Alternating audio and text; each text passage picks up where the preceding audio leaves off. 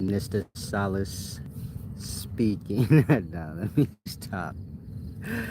Peace and wisdom, wise servant here. For clarity, if you're new to my channel, I'm not a pastor, preacher, spiritual. This is the same thing, you know. A lot of people don't realize that religion is spiritual. You know, the Holy Spirit. When you're dealing with religion or the Holy Bible, well, it's talking about demons and spirits. You get my point? So don't get lost. In today times, we like to make many different sections. In that, some people may view spirituality like voodoo. And I'm not saying that it's not. When you're dealing with Voodaic practices, yeah, they worship spirits. But it's no different for religious people, meaning Christians worship spirits as well. Who is the Archangel Michael? And do you get my point? Jesus is the Holy Spirit. And last time I checked, Solomon was playing around with demons. So do you get my point? Religion is spirituality, but I don't have anything to do with any of those things. I'm a scholar. I have a keen understanding of the ancient text. And so sometimes I take a time out to explain. Now, if one of you guys don't mind, can you let me know, do you hear me as this plane is going by overhead? If you can, then I'll just continue, I'll continue just doing the lecture whenever the plane goes overhead. But if you can't hear me, then you get it? I'll wait till it passes. It'll pass ever so often. And it's good to give you a chance to let whatever was said settle in. Now, as I was saying, I'm not spiritual. I'm not into any religion. That's not to say I wasn't at one point in time in my life, but just, like I say, those things are steps, like a pyramid. You have to make your way to the top. You have to evolve beyond, characters, personifications. This is like a child's way of learning. So God becomes a person, and, this aspect of nature becomes a person. And because when you're dealing with God and all these things, you're speaking of aspects of nature, but you have a nature as well. So when I say nature, I don't want you to get lost on like the trees in the jungle. I'm speaking like how you go unconscious and you wake back up. This is the nature of self. The way you get hunger pains, you get it? These little natures of self are personified, for learning purposes, but many people get lost into the personifications and the characters. This is why I say it's like a child's way. Now it's quite sunny out here, so I can't see the screen that well. So peace and wisdom to everybody. I know some of y'all saying hi. I see one of you guys let me know I'm loud and clear, so that's good.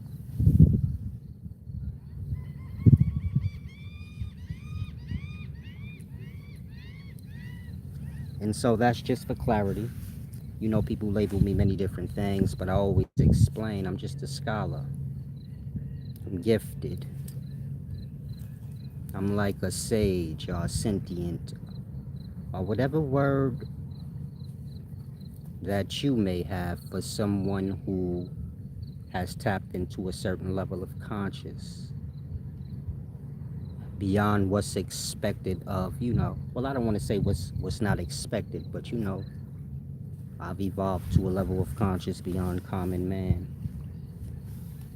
a level of conscious beyond this world. So this is why I always say y'all still lost into the things of the world. Religion and all of this. This is things y'all picked up when y'all was born into the world.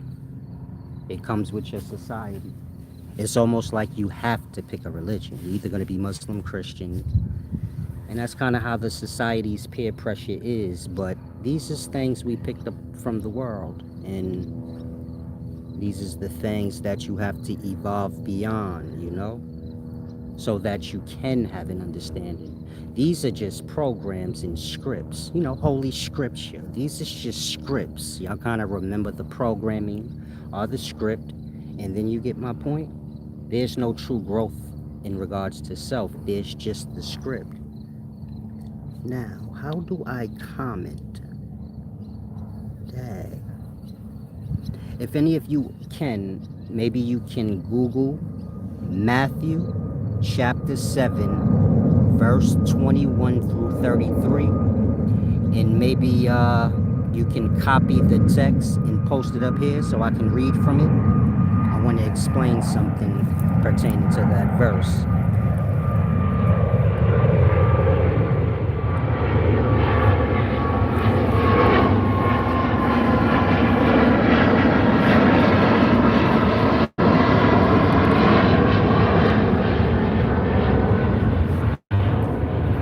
Now, I know a lot of you may have the mind where you say, if you're not a Christian, then why are you explaining the Bible and Christian text for?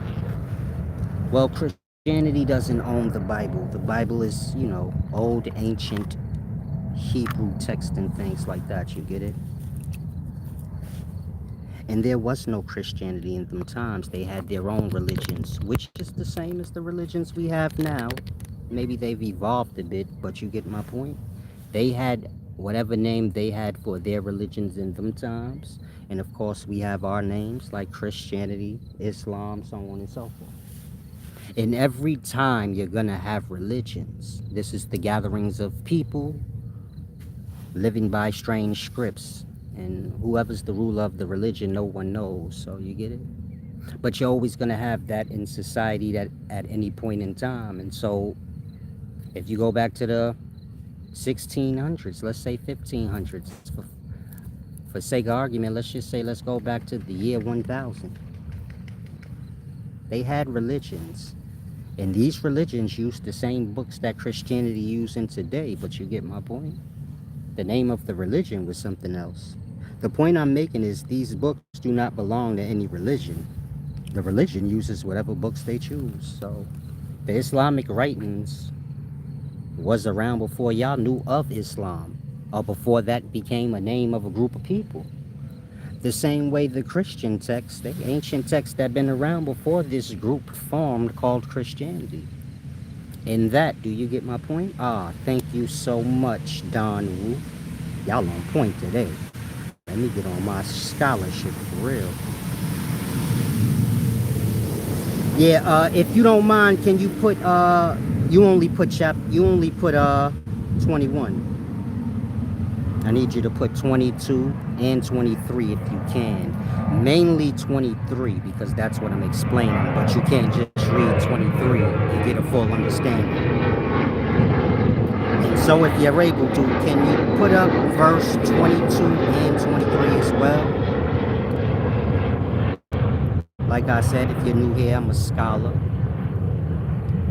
So I understand all these texts. These texts have nothing to do with religion, but religion uses it, and the perspective the religion takes of the text, it's a little inaccurate.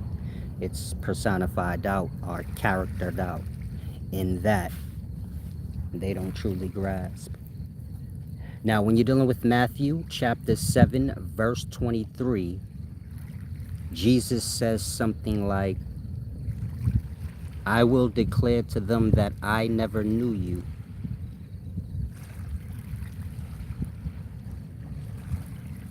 Evildoers of lawlessness, or something of that. Oh yeah, depart from me. Thank you. Right on time. It says in Matthew 7:23, then I will tell them plainly, I never knew you from me, you evildoers, workers of lawlessness.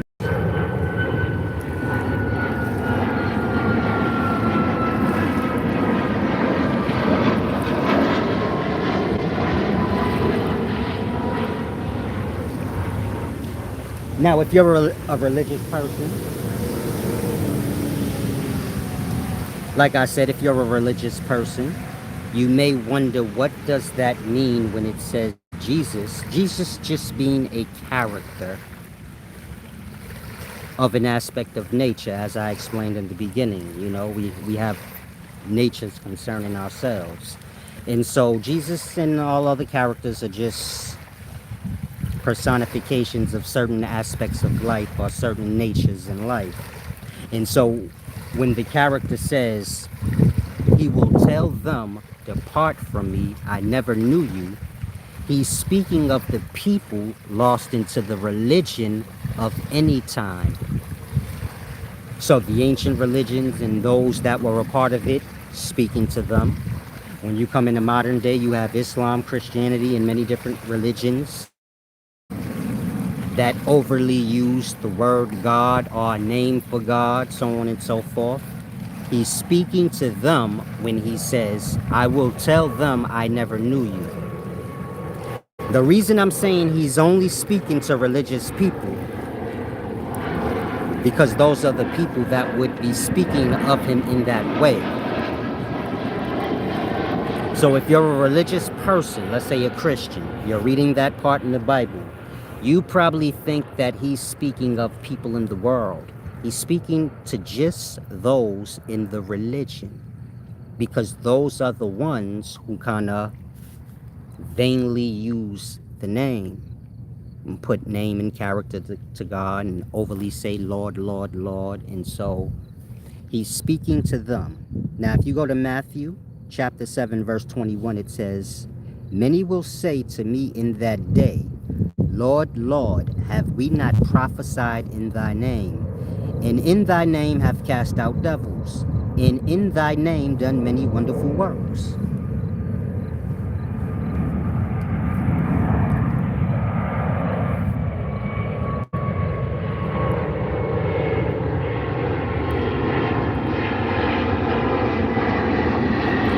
When it says that,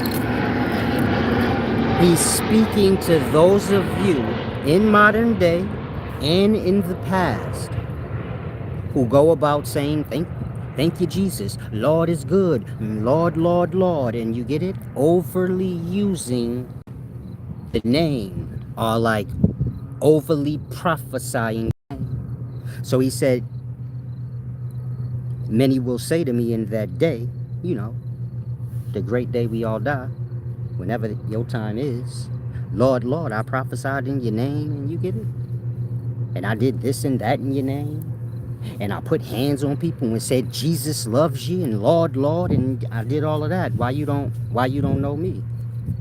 And that's when he says, I will look at them plainly and tell them, I ain't never know you. Away from me, you evil.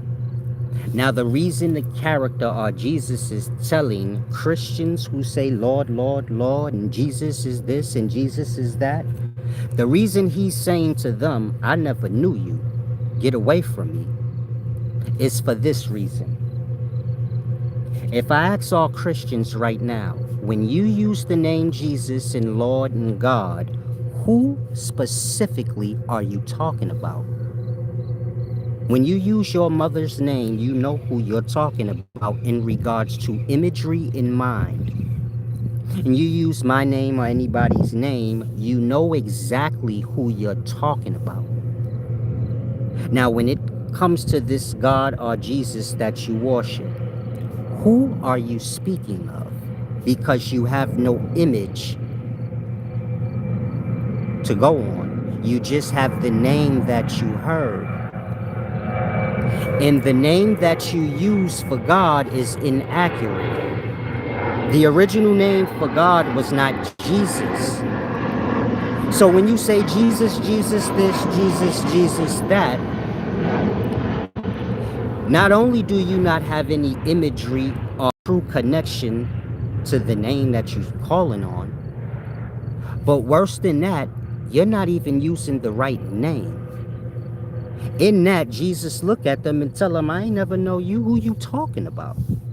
You ain't talking about me, because that's not my name. You could laid hands on everybody in the world and said, Jesus, this and that. That ain't my name, though. If you go to the original text, well, Jesus is a modern day name. That has nothing to do with, with the name of God. As I always say, God doesn't have a name. This is the beginnings of idolatry, when God gets a name, an image, so on and so forth. It's the beginnings of self-worship, truly. Meaning at first God will be a rock or a precious stone. This is ancient times. God was a rock. This is why y'all still be like, God is my rock.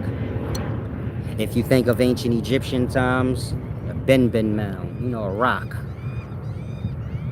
That Ben mound belonged to God, like Amen. And so I'm just giving you reference. In the beginnings with man, when they first started to indulge in idolatry, this is when you give God a name and an image and all this weird stuff. Well, at first, God was a rock, and they called that rock whatever they did. Then God evolved to the image of cattle, squirrels, whatever man decided he wanted to eat. And then it evolved from that to a man. The man still referred to as a cattle and a rock and everything else that it always was. But you get my point? Man is the image of man. So those who worship God as a man truly just worship the self.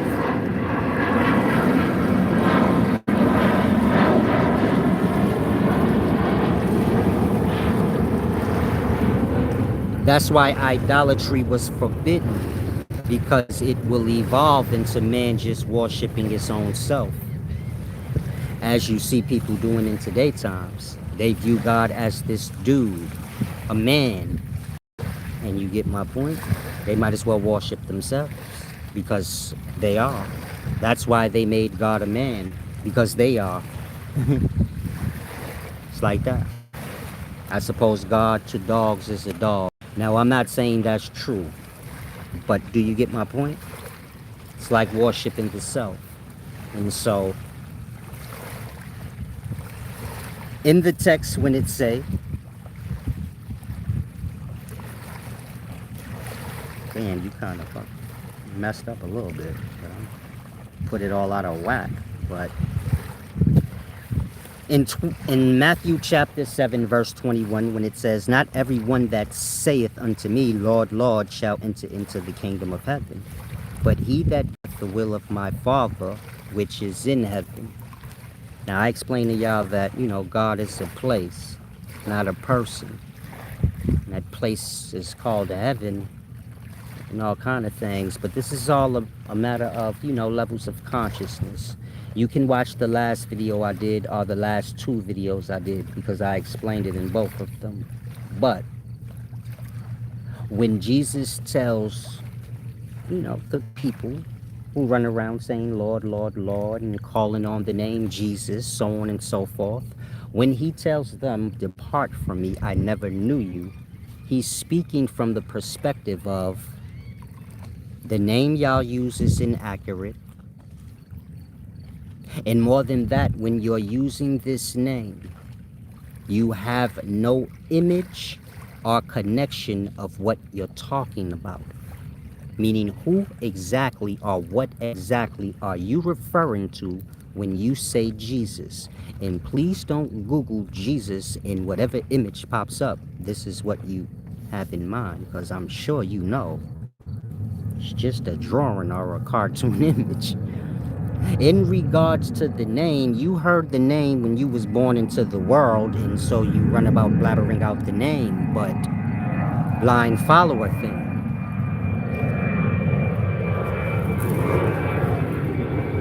And so in the book, he says, don't be a blind follower either. What? It's like I said, the God in the book is speaking to the religious people, the people who fall into these congregations and synagogues.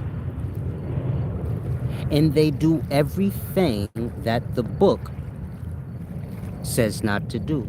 They wear signs and symbols. Meaning, if you're a Christian, you wear a cross. You do everything that the book says you shouldn't do. And so, hopefully that verse helps those of you that's lost into religion free yourself from it. Religion is not the way to God. Religion is the way to the world and being accepted by the world, or whatever puddle of the world the religion you are a part of is. But it has nothing to do with you getting a connection with God. God is something within you. I've explained this in many videos. But like I said, God is something within you. That force that raises you up out of your slumber. The Savior. You fall into unconsciousness. This is death. You do that every night, and you're raised from it. And sometimes you may be unconscious and you're brought into a dream like that. You have no control of those happenings. That force of nature that's within you that raises you up at any moment, meaning you could be dead and unconscious and just awaken in a dream, which is like a real life until you ain't in it no more. But you get my point? That's the power of the Savior, but it don't have no name. It's just an aspect of yourself, a nature of yourself, but don't mistake you as it. You don't make yourself wake up into dream. It happens by the power of the Savior. He'll save you from that darkened state or that blotched out state where you have no existence to yourself. And that's what death is. When the soul is completely unconscious or blotched out of existence to itself. And so you get my point? If you're a religious person, you're worshiping evilness. What I'm explaining to you, this is the way. You have to raise the self up to a certain standard. Become accepting to the truth so that you can kind of grasp what I'm saying, and more than that, build a real relationship. That same force that raises you up is the same force y'all be begging and pleading with when y'all have issues in life. Well, y'all don't. Y'all do it to this character that has nothing to do with the self. And so it's a deep thing. I'm not sure if this water's too loud, but I'm gonna let it simmer down. Hopefully, this brought some of y'all some clarity.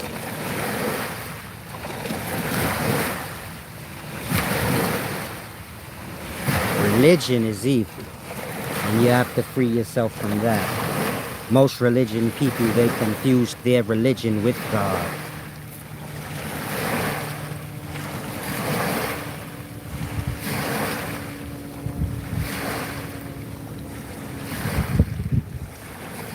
The religion is just the gathering of people that choose to worship whatever they want, however they choose. But in regards to self and the self evolving into, a perfected state, so that you can become one with this glorious nature of self, the Savior, the Awakener.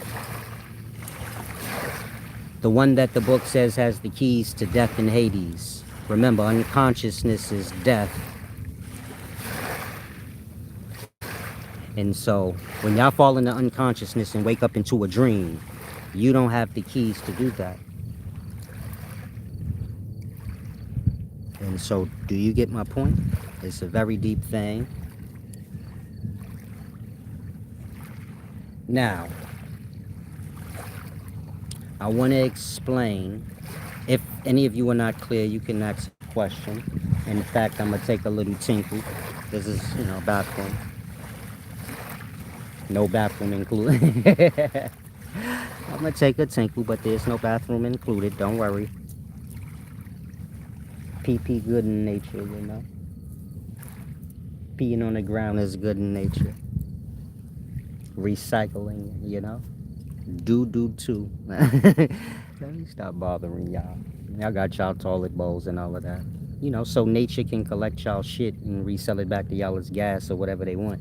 It's resources. Even the body has resources. Doo-doo, pee-pee, flammable. The flammables. Now, if any of you want to give back, click the description link. The description, my links are there.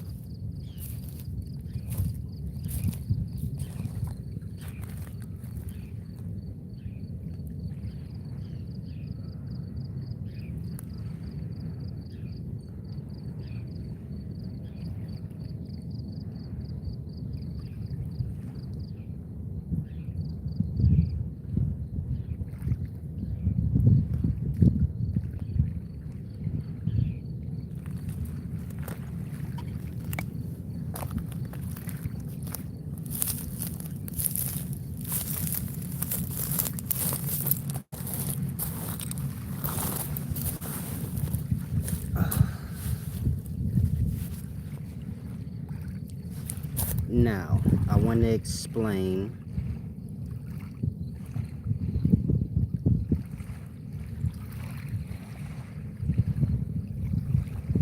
I'm looking at the comments. I apologize. Torrin Floyd said off the top of my head, that's the Sermon on the Mount.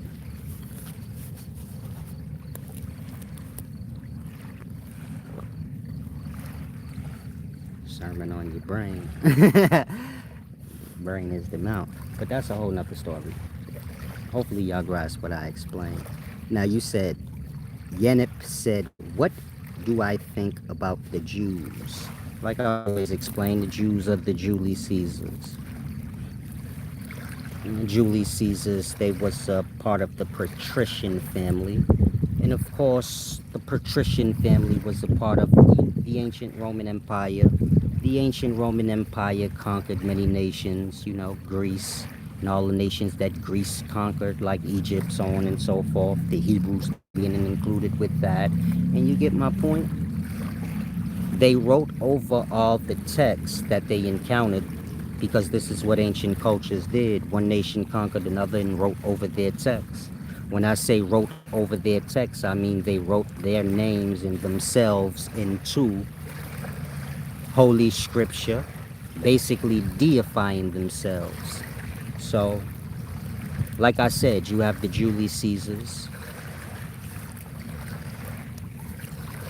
a part of the Roman Empire of ancient times. Of course, the ancient Roman Empire has shared power as time has passed to keep, their rulership going, but they still rule now. You still have the city of Rome over there and with the Pope and all of that. And you get my point? He's the great sorcerer.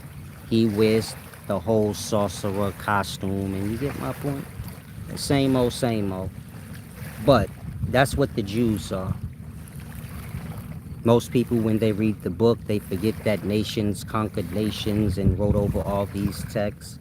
This is why if you go back to ancient Hebrew times, or let's say ancient Jewish times, they have Elohim. In the beginning, Elohim created the heavens and earth. If you go back before then, maybe you say in the beginning, YHWH created the heavens and earth, and you get my point. You will always see the names change, and that just represents like nations taking over time. Like I said, they write their own into the text, basically deifying themselves, making themselves God. Like how they have George Washington looking like God in some of the images. Strange stuff, but normal, meaning it always happens, so it's not that strange anymore. But I guess God, that word was used to just protect whoever. People attack rulers over time, so I guess they say if you use just a title, then they won't know who to attack. In the beginning, God, who was that? I don't know. Nobody do, nigga. That's just a word. That's just the word we use for the rule over life. But who exactly we speaking of? Well, nobody knows that it's talking about unconsciousness.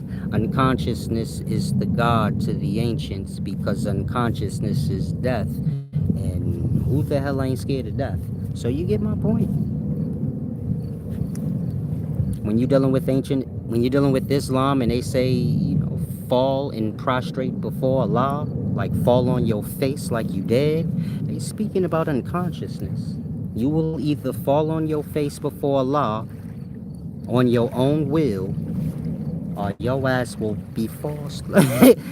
You will just fall on your face like somebody that passed out. But it's speaking of that. Even the sun prostrates to Allah.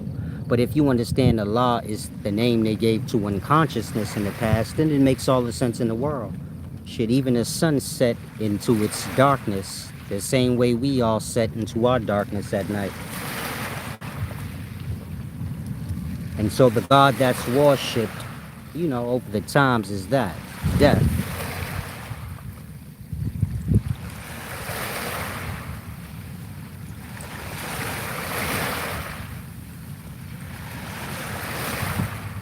But that's wrong. What's supposed to be worshipped is the life, the force that raises you up out of that death. But so this is where the deep understanding comes into play. Death can take you, meaning you can fall asleep at night or die and go into unconsciousness. But there's a force or power that can raise you out of it, bringing you back into physical life or into another place. Of course, we call it dream, but waters is a little loud. I'm gonna give it a time to simmer down. And then I'm gonna move on to the next topic. Like, subscribe, and share if you're not already. And visit my website also. Check out my new book, Manifesto. And of course, check out the other ones as well. The Kabbalah Magic. This is a good one. It explains some of the stuff I'm speaking about now. Of course, the Kabbalah knowledge or magic is what the whole religion is based on. And our whole society is based on this Kabbalah magic. Magic being their word for science in the time. So magic and science is one and the same. It's like how you on your phone right now listening to me and I ain't nowhere around you. Magic. It's normal to you now, but magic. If I told you redo it, you can't. If I told y'all build a system like how we use now, we gonna shut down online in the metaverse and all of that, and you rebuild it on your own, y'all be lost. Like, that shit was magic, man. I don't know how to do that magic. And so it's a deep thing. Now I want to speak on young Pharaoh. Of course, you all see young Pharaoh. His new name is Cheetahilla. And like I tell you all, he was raped in the spiritual. His mind, spirit, and body. You can be raped on all planes of your existence. Meaning the physical booty can be poked and tampered. That physical booty hole could be poked and tampered with. I'm sure y'all all know that. But it don't just stop there. The spirit of the anus, the spirit of the booty, oh, it can get tampered with. It can get raped on the spiritual. See, people take psychedelic drugs, right? And they see these entities. But they don't ever come back and tell y'all, man, I got raped. Like, when I was in DMT world, and them demons in there took advantage of me, man, they all ran the train on me. I mean, who would tell you that? No one. Just come back and be like, yeah, I seen. Y'all think this is a joke. But really ask yourself that. Like, if you took DMT, right, and you went into this strange reality, feel real while you there. And while you there, demons is just, you feel me? They going sad. Oh, they putting in work on that booty.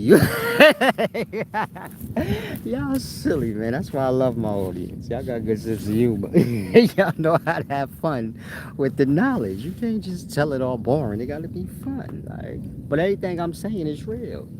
So like I said, them demons going there ham. Demons going ham on that yam. You feel me? That's that booty. That spiritual butt. Now, let's say you took DMT, you down in the spiritual getting, you feel me? Hammered. They going ham on you when you getting hammered. They going in double time. You got little spirit kids pulling up, getting them a little bit, you feel me? You just down there getting ravaged, right? When you come back into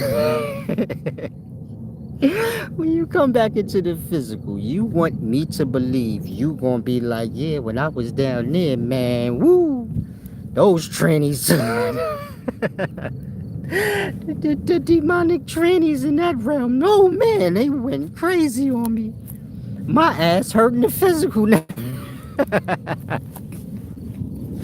You get raped in the spiritual, come back in the physical with that ass hurting. Like, you come back like when you found money in a dream looking crazy. Like, damn, I thought, I thought that was my money. Get that ass taken in the spiritual, come back in the physical. Like, hold on, though. My ass sure do hurt. Why is there Vaseline and cocaine on my table? Nah, I'm just playing with y'all. If you young, I forget what comedian said that. Said you be partying with James Brown and wake up with a headache. Hella cocaine on the table and Vaseline, your ass bleeding. Ass be bleeding and whatnot. You feel me? But young Pharaoh is possessed by a spirit. Now, the spirit young Pharaoh is possessed by, it's a feminine spirit. This is why he's referring to himself as a cheetah. Felines are feminine natures. I'm not saying all cats are female, but all cats are feminine or feline. Let's say a dog, which is the opposite, is masculine. And all dogs are not male, but even the female dogs have a masculine nature to themselves. Just like all cats kind of have a feminine, sexy aspect to themselves. So when you hear anybody speaking of feline spirits or just getting really strange on cats, like how Pharaoh is, where you have the cat nails and he talking about this feline energies and all this weird stuff. He's possessed by a feminine spirit. But the spirit that has him, or the demon that has him, is not necessarily a female. To give you physical life reference, just think like if a transsexual, this is a man that chooses to project himself as a woman, and he tries to be feminine, and he views himself as feminine, but he's aware he's a man. Pharaoh's possessed by something like that, in that he's confused. If you watch him, you clearly see he's confused. He calls it like, expressing himself, but for those of us that ain't a part of the new generation, we ain't with all that contradicting talk, nigga. Your ass either gay or you ain't. You hit it? Don't hit me with the in-betweens. No, I just like to look like a female and dance on a stripper pole, but I ain't gay, nigga. Your ass strange. Yeah, you grab his shoulder. Listen, blood, you strange. Ain't nobody about to play these games with you. Your ass ain't a man no more. You could say you whatever you want to be. Like, he may not be homo, but he ain't no man. I'm on that time. Young Pharaoh ain't got to be gay, but his ass damn sure ain't a man no more. And I'm going to take offense if y'all try to make him one. Running around here with Lee Pretz songs on playing fucking games. Nigga dancing like Beyonce dancing at the beach and shit on his bed. Listen, blood, I don't play them games. Young Pharaoh was dancing on his bed like how Beyonce was dancing with her ass dragging all up in the beach talking about surfboard. And you know how chicks be dancing when they be on the floor? Looking like they possessed by demons. Like strippers get on the floor and shit and they be looking all possessed by demons. And sometimes y'all famous stars, the females, they do it. They jump all on the floor and I do that little stripper dance, but they be looking possessed. Pharaoh was doing that on his bed. And so like I said, man, I ain't saying he a homo. He just ain't no man no more. And I don't want to hear nothing about it. I think we should all agree on that. He ain't no dude. Now, like I said, he's possessed by a feminine spirit, but the spirit don't necessarily have to be female or, you get my point? Of course, you don't have male and female in the spiritual, but you do because we all hold the image of what we are. So you're just the soul in your body, but Even when you come out of your body, you so attached to it that now as a soul, you still view yourself as whatever you are. And you still view yourself as having the name that you have. And you'll still view yourself as having the appearance that you do. It's like when y'all go in a dream, y'all don't lose sense of who y'all feel like y'all are, even though y'all have no control in the dream. And you're not even fully aware while you're in the dream. But y'all all still feel like y'all selves. You still feel an association with your image, your name, and whoever you are. So in the dream, you're not looking for mirrors to try to figure out, oh, what do I look like? You already assume you look like how you do. And so you get my point? Let's say you die, you become a spirit, of course. Of course, there's no male and female in the spiritual, but you will still hold on to your image or your logo. Like, in that, do you get my point? He's possessed by a spirit that's feminine, but it's not a female. It's a dude, but dude look like a lady. Dude's spicy. And so, how this happened to young Pharaoh is the same way it happens to a lot of y'all. Y'all partake in psychedelic drugs, DMT, mushrooms, LSD, ayahuasca, so on and so forth. Y'all indulge in psychedelic drugs, psychedelic meaning mess with your psyche. And when people mess with psychedelic drugs, they come into contact with certain entity. So if you take mushrooms, maybe you've seen these strange characters while you were in that state. If you take DMT, maybe you see some strange characters when you're in that state. The interaction is the consent. So when you take psychedelic drugs and then you come into the state or the place and you see the entity, that right there is the consent. Meaning when you take the psychedelic drug, you are consenting to the entities in the space to kind of take, control over you. I'm going to explain these entities when I'm finished, but stay with me. When you take the psychedelic drug, you give the consent, and you get my point. When you come out of that state, so those entity or whichever one you interacted with, it comes with you. And from there, you get it, it starts to weigh on you. You may still hear it in your mind and so on and so forth. Let's say you keep indulging and keep,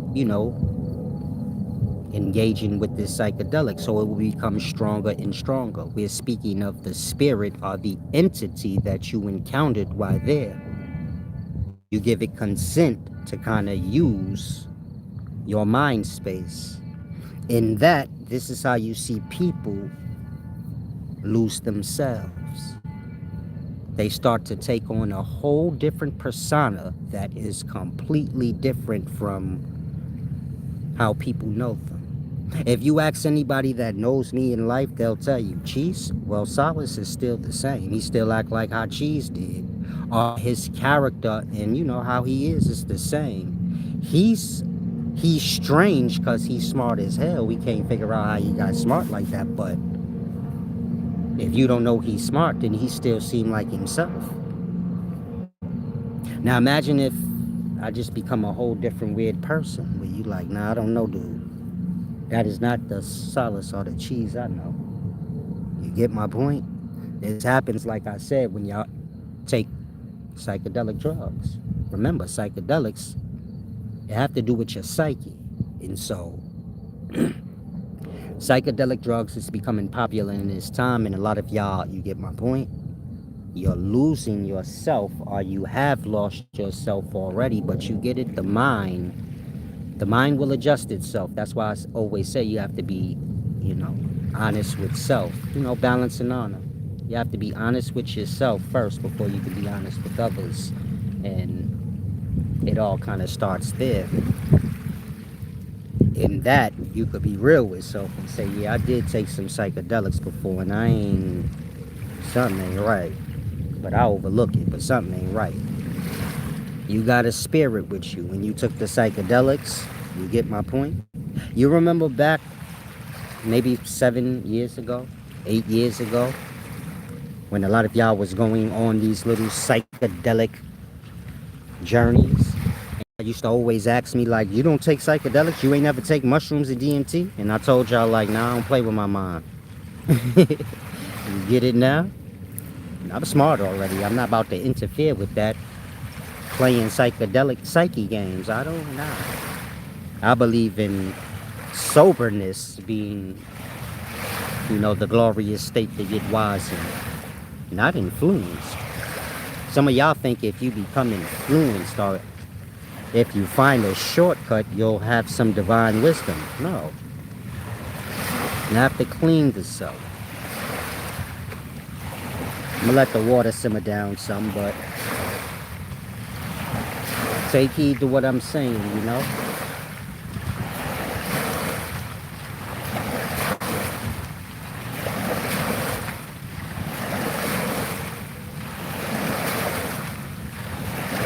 Alcohol is a psychedelic. It's not a psychedelic drug, but alcohol does have something to do with the psyche of the person. In that, do you get my point? It's truly a psychedelic drug, but they may not have it classified as that. But people lose themselves when they're drunk, and you get it? The longer they stay drunk and get drunk, the more and more they start to lose themselves to whatever spirit is taking over. You don't always have to see or have a contact with an entity while in an influenced state for yourself to, kind of be overtaken or whatever the case. So it can just overtake you to where you become aware like, yeah, I ain't acting like myself. Or maybe others may notice like you ain't acting like yourself, but at the same time, you get it? A spirit or an entity can be over you. It don't even have to be drugs. It can be anything where it becomes a repetitious act. Meaning some of y'all become drunk or possessed just by mimicking certain people in life. Think like if you was a kid and you was a good kid and you got infatuated with the streets and a certain person from the streets and you start to mimic the lifestyle. And you get my point? You start to go deeper and deeper into the lifestyle until you lose your own self. Like you become whatever character that you think is suitable for that lifestyle. And this is how it is with all gangsters. They lose themselves at some point. The person that they were. And principles and you get it? The mannerisms of that environment become them. And they all kind of adopt a character. When I say a character, I mean like they all have this same character. Just like all drunk people have the same mannerisms, and you can see they're all overtaken by the same thing. The same character of some sort. It's the same in the streets. They're all overtaken by the same character. But you get it? It projects out of them how it does. But all of this goes deep. And that if you young or old, stay away from psychedelics. That's not the way to get any true insight. That's just, playing with the glories of the free will or the will that you have. This is your mind. And clarity of it. You kind of playing around with that when you play around with psychedelics, and a lot of people, unbeknownst to themselves, they kind of walking around here possessed. No different than the drunk person is possessed off their alcohol. No different than the crackhead is possessed off that crack. No different than the mushroom head or DMT head. And you get it, it's all drugs. So y'all gotta go back to old times. When I was growing up, I'm a little older than y'all, so like in my times, all our parents and grandparents tell us like stay away from drinking and stay away from drugs. I know you're gonna play around with that weed. Weed wasn't shit to nobody in life. That's little kid shit. But they be like, don't play past that. Because they already know you're gonna try to smoke a joint. You get it? If you older than me, you get it? And y'all smoke your little white papers, and it don't matter what what generation of life it is. You get it?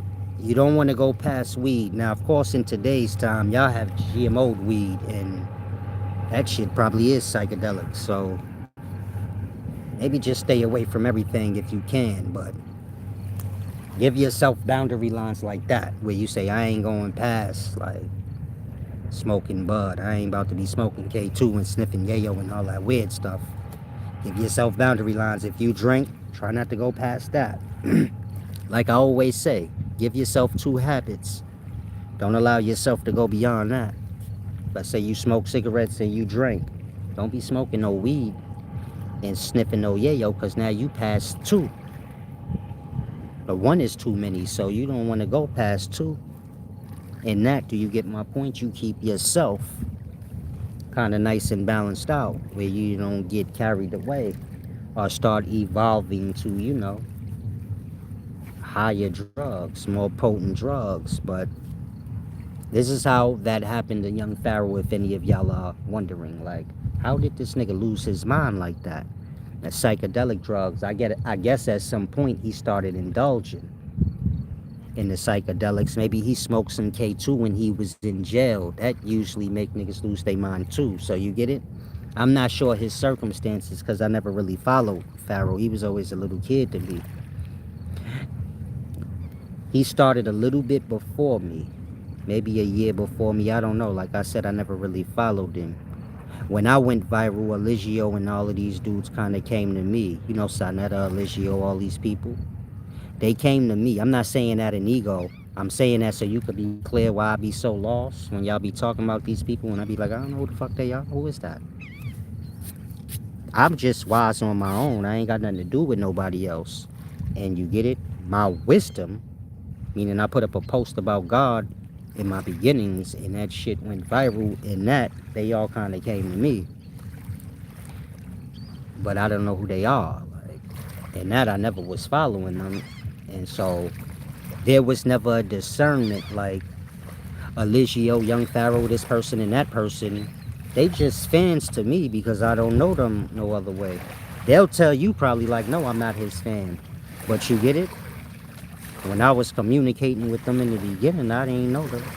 I was like, y'all, they was whatever y'all was to me, because y'all all come from the same online. And I'm new online, so I don't know those of y'all that's famous online. And I'm from a time where you get it? You famous because you got talents and shit like that. You're a basketball player or something. I don't know nothing about a nigga just being famous, like, for nothing.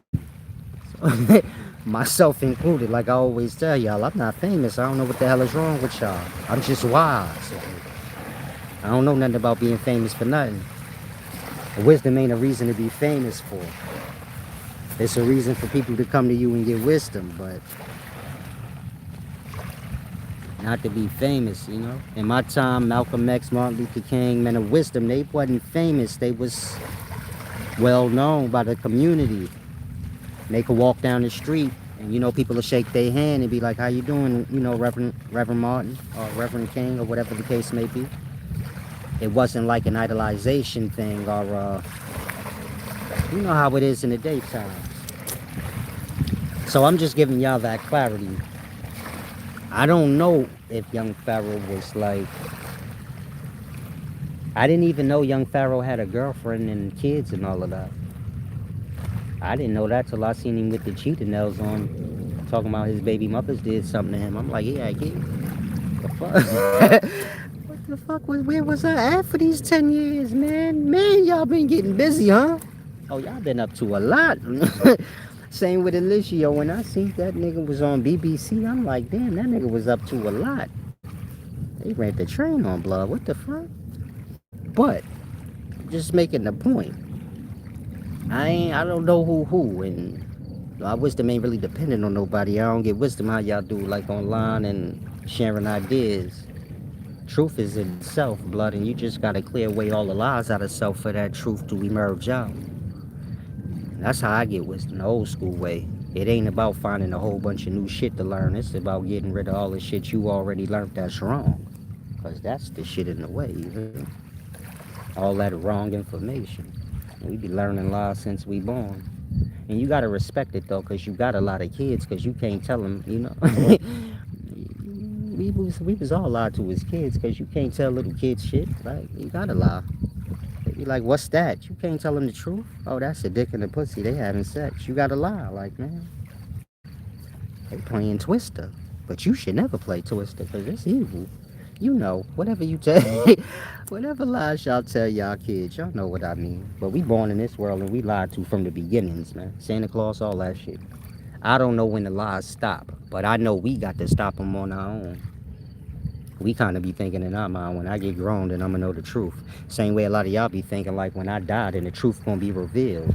Blood, the truth gonna be revealed to you when you done with the lies and you start getting that out the way. Then that truth could blossom out. You get my point? It's like having mad dirt. It's like having cement over the seed you just planted. You got to move that cement off that soil so that flower could spring through. And so I learned that way. Y'all learn how y'all do, but y'all see the difference in the clarity of understanding. Meaning my understanding is far beyond y'all. It's like I told y'all in the beginning, young Pharaoh don't know anything. He just a kid, man. And it's y'all fault because y'all boosting him up. He's just a kid. And I said all of this back then. I'm like, it's going to be y'all fault when this motherfucker loses his mind, because wisdom is a heavy thing. Y'all don't remember me saying this? Like, yo, wisdom is heavy. It weigh on your mind. Your mind got to be strong. I said all of this like 8, 9 years ago. And I was explaining how young Pharaoh, just a little kid, he don't really know nothing. He just mimicking or repeating things that he's heard, and he's putting it together however he is. But he not actually saying anything that's accurate. The black woman is God is not accurate. Accurate would be when you evolve beyond trying to personify God. When you get off the little kid shit where God is a character and a person, and you kind of understand the natures of things. In that, you get my point? The point I'm making is, young Pharaoh was 18, 19, 20 years old, a little kid teaching, and you get it? Pretending to be a wise old adult. And now he's back a kid. He's playing Star Wars. You know what? Like that is interesting when you see how life is. Like everything I tell y'all, it always be right. He was playing grown too old. Now he an old man for real. He 30, but he missed his whole childhood. He missed playing video games and all the weird shit that kids do. And so if you watch him now, you probably like, why the fuck is Pharaoh playing video games? This nigga's bugging. No, his mind snapped back to a child. He never grew up. Y'all convinced him he was a grown up and real smart and all of this shit when he was just 19, 20. And he believed it. And you get my point? Y'all did a little kid dirty, but y'all don't understand. This is why I be telling y'all, wisdom is a deep thing. You can't play with that shit, man. You will lose your mind. There's nothing more powerful than wisdom. I don't care what psychedelic drug, anything you could think of, a bullet to the head. Ain't nothing more powerful than wisdom. That shit will kill you. It will drive you crazy. It will destroy your mind if you ain't coming in pure heart and of age to understand like how to balance it. If you wondering like how this nigga been teaching for 10 years, I don't see this nigga jumping, you know, look at it. He just solid. He always the same. Like that nigga mind just sharp as hell, and it's cause I'm of age. I started at 33. I didn't start at 18, 19 like y'all doing. I started at a sufficient age, having sufficient knowledge and experience in life. I started with children. I didn't have children during this time. You get my point? I already was grown when I came. And so the mind can kind of, I don't know. I come up from discipline, and like I said, I learned wisdom different than y'all. It was a cleansing and chipping away of the self, not a taking in a whole bunch of information. That's not how I became wise. Like I said, it was more of a cleansing and a chipping away of self. Kind of getting to the truth that lies deep within. When I say the truth, it starts with like who you are as a person, becoming aware of how you let life influence you. We all come from whatever environments we do, and them environments influence us since we children, and it make us the adults we are. And you have to become aware of these things and kind of readjust your mind to kind of get back to that place of truth, how you were when you was a kid, before this environment pushed its fundamentals on you, or before this job or this circumstance or anything pushed its perspective, you can say, onto you. You got to get back to the clean, pure state of self when you was just an innocent child and you didn't know this thing to be good or that thing to be bad. You knew bad and good from within. You tell a little 3-year-old that knows nothing truly to hurt somebody, then they're gonna look at you with the little kid stupid eyes like, no, that's you're not supposed to do that. They just know within what's bad and what's not. They don't know like the programming bad and the programming good. This is the shit that don't really make sense. It just got to do with environment. And selling dope is good in certain environment, but you get my point? That shit don't got nothing to do with good or bad. It's just a job, and you get it? It causes whatever destruction it do. I'm sorry, is that music disturbing y'all? That's someone's house. Oh, that's this stupid dumbass. But in any event, like I said, you got to do it in that way where you kind of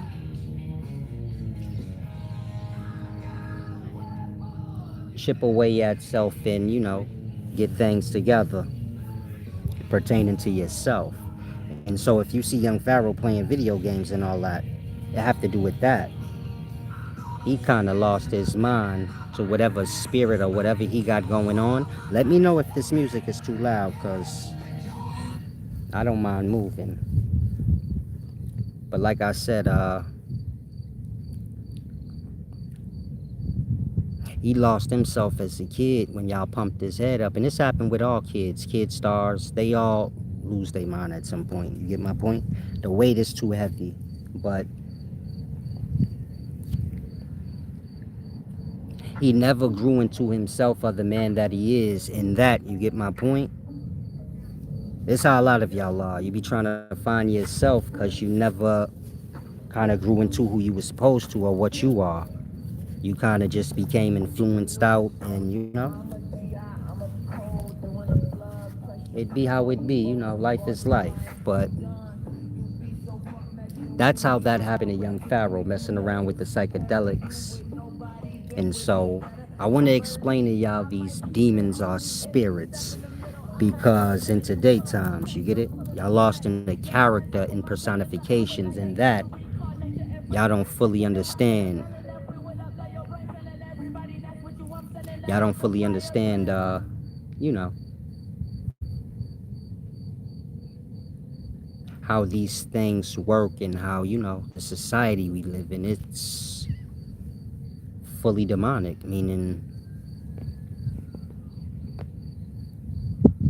the whole society is kind of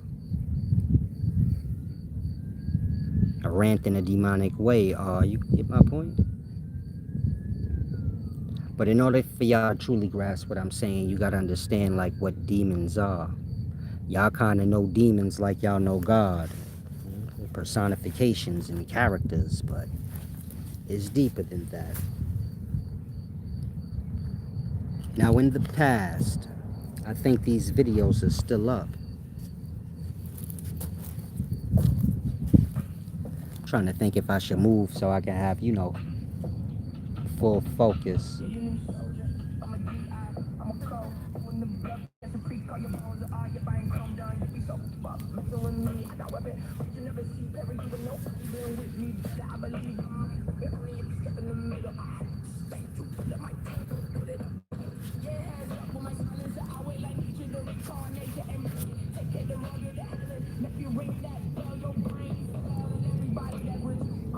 I see y'all say it's good, it ain't disturbing y'all none.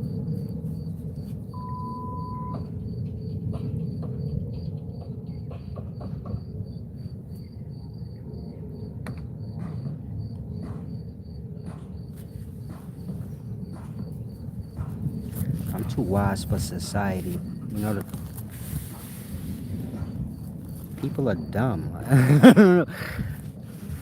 Would go deck this nigga right now, but I don't want, you feel me? I be trying to keep my composure. The nature is for silence and peace. You just kick this nigga in the water, beat him up, you feel me?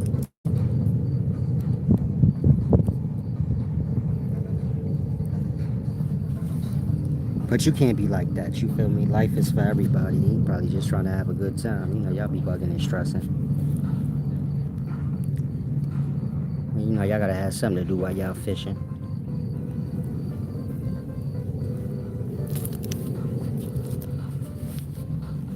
Now, like I said, I want to explain how these demons actually work. But the music is slightly interfering with my focus. It's not, but it is.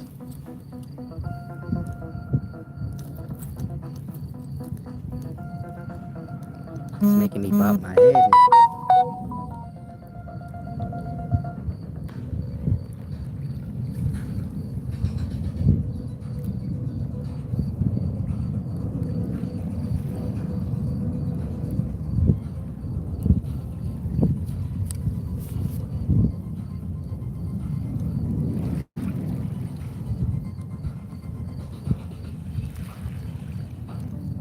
If y'all have any questions, y'all can ask. I'm trying to decide.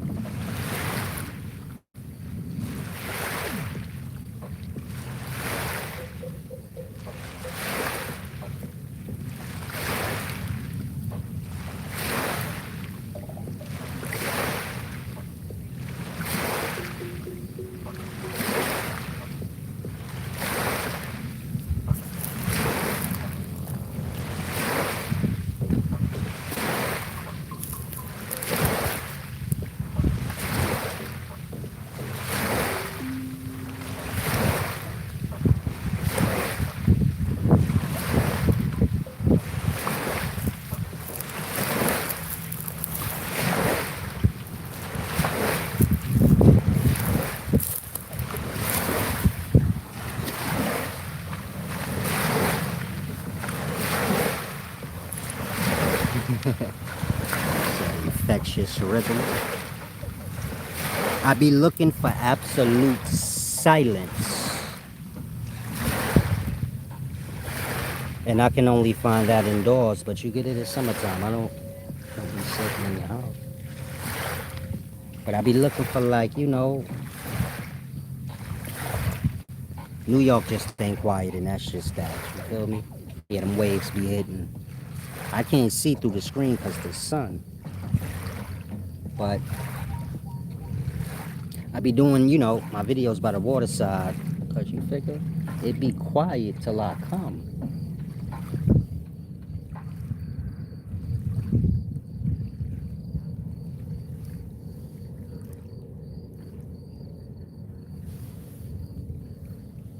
Man, still monkey like, you know, monkey see, monkey do.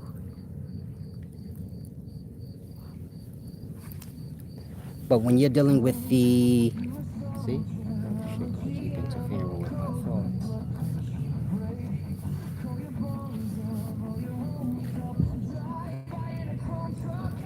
This nigga playlist ain't even making sense. Like, somebody should shoot him just cause, you get it? Somebody should shoot this nigga just cause his playlist all sloppy and all over the place like that. Like, fuck nigga. What radio station he listen? Listen to rock and roll, rap, all kind of shit, blood. Get your sloppy mind together, nigga.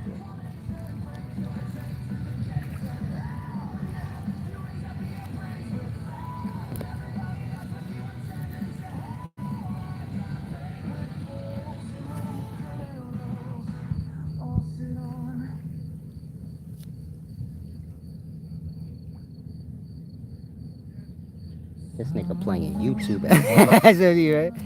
This stupid nigga playing YouTube ads and shit. You know, you watching the video, and the ad come up with music and shit. Fucking musical come up, you like, hold on, this shit good, hold up. I was watching some movie on YouTube and the ad popped up. That shit had a little story. I was sitting there listening to the story and shit all dumb. Like, I forgot to skip. I forgot to hit skip ad. I was lost in this dumbass story. I'm like, oh, this shit good. Damn, this movie changed. This good. Looked over, nigga. That shit said skip ad. I'm like, what the fuck? One time I was looking at something. What's this dude name? They got an AI of this dude. What's his name that be the fake healer? No, I don't say fake healer. The healer guy that be wearing the little knit hats. The little girly knit hats. A lot of y'all be wearing them in the daytime. I don't know his name though. I never did though. What is his name if you know? But I was watching something online and then the ad came up. They had this nigga AI. I was dying. I said online is sick, man. Y'all gonna see young Pharaoh with all kind of nigga AI ads. Watch, I'm telling y'all, this shit gonna be diabolical. Nigga telling you get hard medicine, AI though, like. Rizza Islam, a whole Muslim, but he gonna be selling you Viagra. It's gonna be the AI. They gonna jack the nigga image and use it how they want. Like, we live in diabolical times. Be cautious. Be mindful of that. But shit, blood over there playing YouTube ads. I should bump this nigga in the water and play dumb about it. Oh, my bad. I ain't even seen you was standing right there with the music mad loud. Listening to dumbass rock rap. Shit goofy ass. Oh man, loud, right? Goofy ass nigga. Yeah, he can hear me if y'all wondering. He can hear me. I don't give a fuck.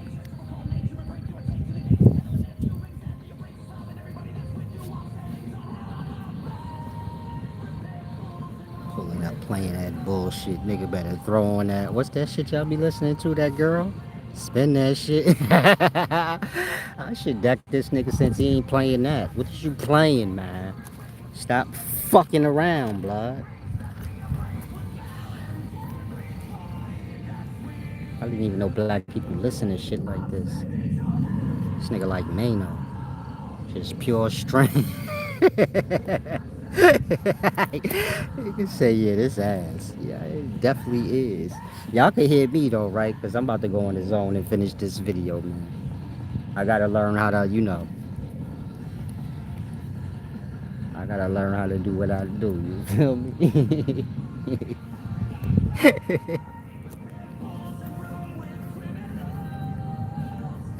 He pissing y'all off too, right? It ain't even about I can't concentrate. I'm mad at what he playing, and you mad loud with it, nigga. Out here with his kitchen blaster being disrespectful, blood. The fuck out of here with that. I'm sorry, y'all, if you young. I'm a pardon my language. All that yelling and shit. The music making you go crazy. Playing that shit that drive you crazy. Fuck wrong with blood? Who the fuck fishes to that? You supposed to play peaceful shit, get in the fishing zone. This nigga over there bad violent. That's why he ain't catching nothing. Fuck you, nigga, starve. Imagine if it was old school, you gotta hunt your food still. Yeah, that's why you ain't catching shit, nigga. Just gonna starve tonight, cause your ass stupid. Playing that dumbass music, scaring the fish with that shit, man. Look, this shit don't even go together. The fuck is this, Bob Marley now? Fish running out the water. This Playing bootleg. He ain't throwing Damian Marley to the real shit. He gonna throw this bootleg ass reggae on. Ain't reggae. That's white people. That's OD, right? That's white people reggae, man. That is not Bujibanta, my boy. That ain't Capleton, nigga. What you doing? Like, it's a rocky road. This nigga playing commercial Jamaican. Nah, he not a junkie. He chilling fishing, but you get it? This be stupid as hell in the daytime, man. Junkies don't come like in these environments. I don't know. You'll never see a junkie in nature. They can't get what they need there, blood. You feel me? You gonna see junkies where it's populated, cause you feel me? Some of y'all know what I mean. You like, yeah, junkies right on the corner. They ain't going in the forest, nigga. Some of y'all be trying to get y'all peoples rehabilitated. You be like, go down south. They be like, hell, hell nah. I can't get no drugs down there, blood. Down in, you feel me? You want me to go down south to the city down south, or you mean like down south in the country? They ain't going. I got an uncle like that. My grandma used to try to send this nigga with everybody down south. He not trying to go. Like, blood want to be in the city. He want to be next door to the drug dealer, man. Poor people be in nature. Strange as it sound. I be the only nigga flying shit in nature, you feel me? I just come here to do my That's so deep, right? I really don't care about nature, my nigga. I just come here for the peace and quiet. I try to do my video, blood, you feel me? Hold on, nigga. Hold up. I only care about the nature's concerning itself. Fuck the trees, man. Trees is evil. I learned that when I was a kid. Tell a kid, let's go in the forest at night. Kids will let you know. Hell no. A tree's gonna eat me. You gotta listen to kids. They know the truth. When you was a kid, you was scared as fuck of trees. You couldn't take you into the forest at night or the daytime. You like, I'm not going in there, man. It's evil in here. That's how I learn. Like everything I learned from kids. Whatever they go, however they view things, this shit is the truth. The kid tell you, it's a monster under my bed. That mean beds is evil, nigga. We supposed to be sleeping on the floor. That shit OD but real, right? That kid said it was something under the bed. That mean you ain't supposed to sleep on the bed. You supposed to sleep on the floor, nigga. You gotta listen to the babies. They little complaints be right. Like, ain't no monster under the bed, but you feel me? The bed itself. That shit evil. So you get it? Closets, all that shit. Your house evil, man. That shit is your tomb. You gotta leave it. Leave it. You got to. Now, where was I at? I'm sorry. I was having fun. I know how to. I know how to switch. You feel me? I got range. Let me change that subject real fast. Snapping on blood music. Got pulling up with penny loafers and shit on, playing weird shit, my nigga. That's how you get punched in your mouth.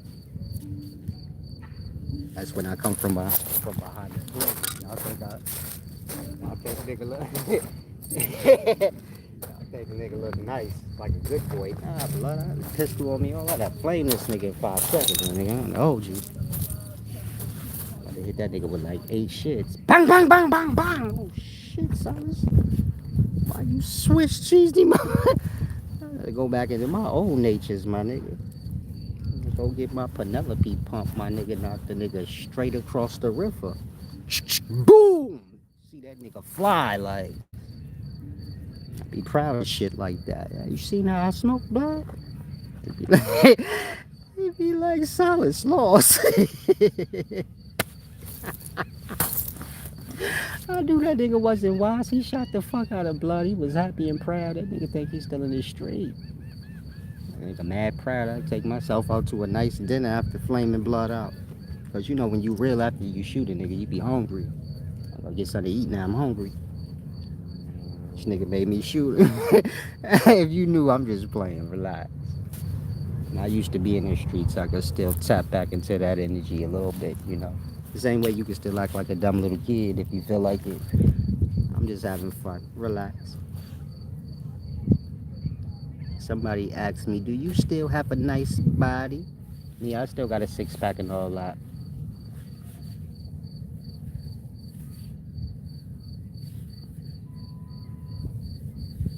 I didn't come young. A lot of y'all young, your body go through changes, you feel me? Then y'all be taking like, y'all be taking like Depo shots and y'all be drinking these little protein shakes and shit like that, trying to, make yourselves however y'all want to be, and then you get it. They be making y'all go through like transformations where y'all be blowed up one minute, and skinny the next, and you get it. I don't really. I'm always the same. Summertime, I might get a little slim because it's hot as hell and shit like that. You get my point? I might get a little black, in the summer.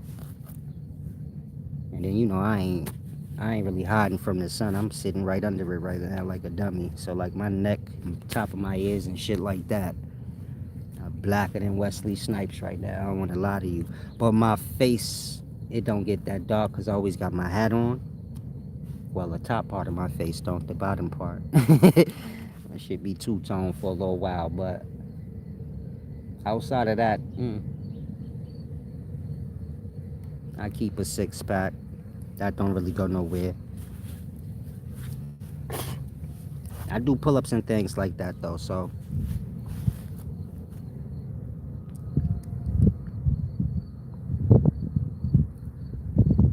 I just don't work out like every day. I work out like once a month, like one day out the month. I don't work out for results. I just work out just like forever. Once a day. Once a month, twice a month, three times a month. Long as I get something in before the month go by, you feel me? As long as I get 12 workouts a year, that's good enough. Blah, what are we doing here? Ain't paying me to be getting all diesel and shit. And so when you moving like that and there ain't no end point for you, or you not looking for a result, you just trying to get a little work in. Here and there whenever you can. I might just bust out 50 push-ups for no reason in the middle of the day. And you just stay in shape. You might not be caught diesel and shit like that, but you get it? You'll have your little cuts and your shreds, and you should be together. And that's how most people that got a nice body, it's mostly genetics. You get my point? They may tell you I eat this and I do all of this dumb shit and try to make it seem like it's all majestical, but mostly it's just genetics. And that, you get my point? I probably couldn't make myself fat and sloppy if I tried, but everybody got their little genetics. And that, you gotta find the good quality. Everybody got good qualities in their genetics in different ways. You get my point?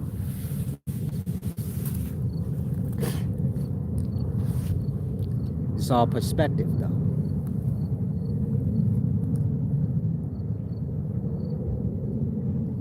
Now, I hope you was a woman that asked that.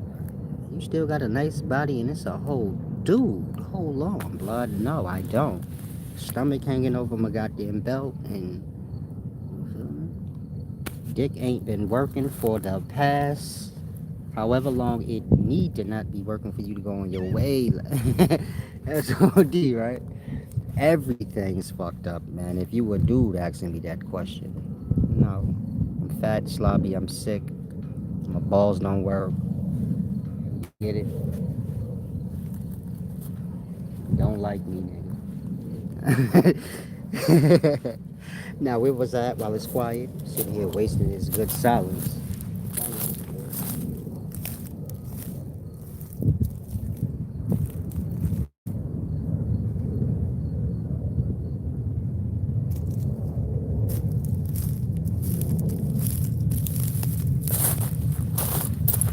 Now, when you're dealing with demons or spirits, view demons as the space that the spirits exist in.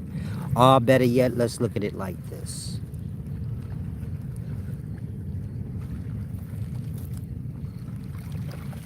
You have the unconscious space. Meaning when y'all go into unconsciousness, y'all go into a space of absolute darkness and, non-existence, but it's still a space. And let's say within this space, you do have places. We call these places dreams. So you have many places inside this unconscious space. And this is where the demons or the spirits live. The demons are the places in the space, and the spirits are under the demons, or they're under the place. Kind of like when you go in a dream, you're under the consciousness of the dream. You don't question anything, you just let the dream take you however it takes you. You're under the conscious of the dream, but the dream place itself is an entity. The same way you're an entity in a place to the cells in your body. You're a whole world to them, but you're a person to yourself. So view the places in the unconscious space, which is dreams. View the places themselves as the demons. And the spirits that's in these places and spaces. You get it? The spirits, they kind of under the demons are the places.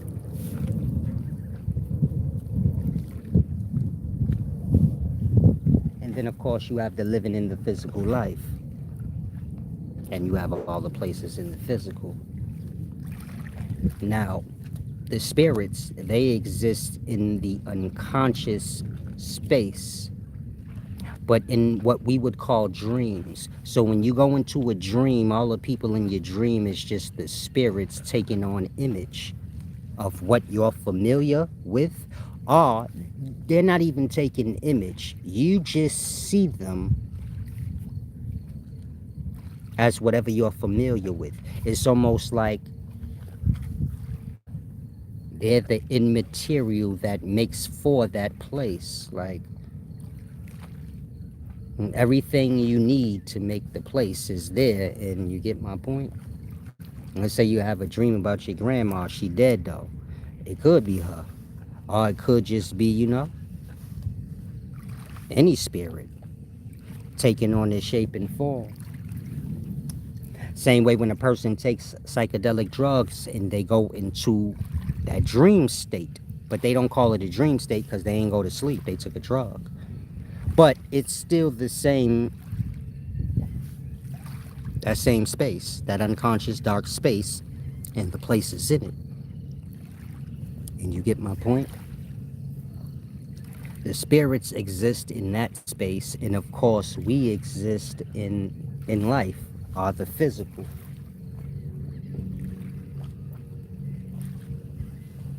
More than that, we are life. So when we go into the unconscious space, or that death realms, the darkness, we bring light and life to it.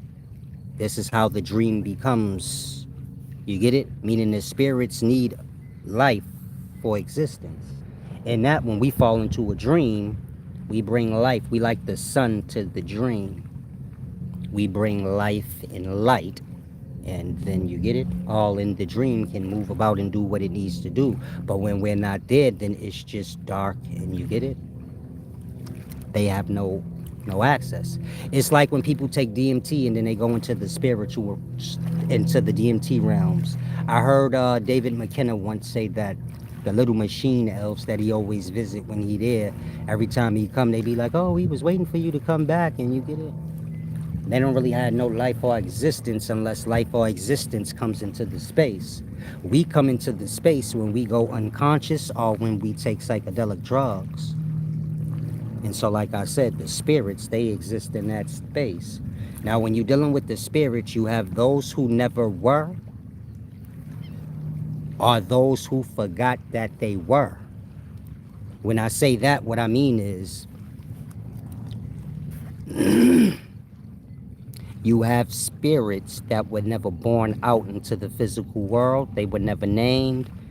They were never able to look in the mirror and see their image, so on and so forth. Their consciousness just like you, but they never came into the physical life where you get an image, a name, you do physical deeds, and you have experience, basically memories, things to exist or live in when you're not alive. They don't have none of that. They're just consciousness that never existed fit in real life.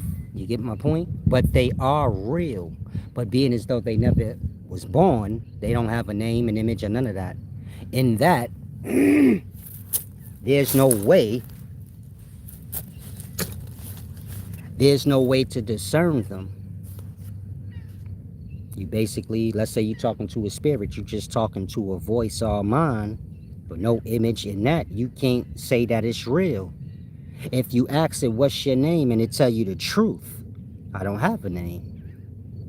I was never born into life. I don't have a name. You ask it what you look like then. I say, I don't have no image. I never was in life. What you know? I just know whatever I was told or whatever memories I stole from whoever come into the space. Like I said, we come into that space when we go unconscious or take psychedelic drugs. So they just know like from our memory, life and shit like that. In that, do you get my point? These spirits have to lie to make themselves real. They are real, but if they don't lie and say this is their name and they look like this or that, then you get my point. Y'all would just be like, I'm going crazy because it's just this voice, but it say it ain't nothing. It don't have no name, image, it ain't nothing basically. I'm just speaking of nothing. In that, it have to lie to make itself something, so lie becomes the spirit's truth. This is why it's not good to talk to the spirits, because they can't tell you no truth. Lie is their proof that they are. And not whatever they telling you is a lie. But it's a lie, it's the truth to them. Think if you were a mind, a consciousness as you are, but you have no image, you have no name, you never was born. But you do exist. And ever so often you encounter people when you talk to them. If you lie and make up a name for yourself, then they believe that you exist. Really do exist. And that lie become your truth. Your truth is nothing. Your truth is like lie. I exist, but I'm nothing. Basically, you don't have to listen to anything I say. I'm just a voice in the wind. Like that. This is where the demons get, or the spirits get associated with lie. If you've ever heard people say like the demons lie, it's because of that. They know no truth. The lies is their truth. The lies help you to believe their one truth, which is I do exist. I just ain't nothing. Like, and so you get my point? That's one aspect. That's those who never were. Then you have those who forgot that they were. This is like people that lived, had a name, experiences, and all of that, and then they died. And they've been dead for so long and just lost in that darkness that they forgot that they were. They can't discern if if their physical life is just a thought, an idea. Think like if you was dead so long, it starts to become blurry to you. Like, was my physical life real, or was it just like these dreams I be having? It becomes scrambled. And that, do you get my point? You have those that were, those that forgot they were, and you have those that never were. And these is your two basically different kind of spirits, meaning those that were alive and died and have been gone for quite a while, and those that never were, meaning they never were born out. But you get it? Before the soul or the mind is born out, it have to exist first. So this is for those of y'all that may say, how can a soul or a mind, how can a consciousness exist but it never was born? The consciousness got to be before the physical birthing, otherwise what are we even talking about? And that, you get it? Think like a million sperms run towards the egg, but only one get to be born out. But the rest of those sperm cells was consciously moving towards that egg. In that, do you get it? You got more that never was than you do was. So us coming into physical life is it's a glorious thing, but you gotta have the proper understandings to grasp that. And so the demons exist in that space, the unconscious space. But like I said, like use dream and all of that. I'm sorry. I forgot how to shut all of this off. But visit my website, check out my new book. That's what that was. And if any of you guys want to give back for this deep wisdom, of course, you know I believe in balance, and a lot of y'all need to start practicing that in your own life so you can get, in line with truth and, balance and all these things. And you'll see how your mind open up. But those of y'all that want to give back, you can click the video's title where it says more, and my links are in blue.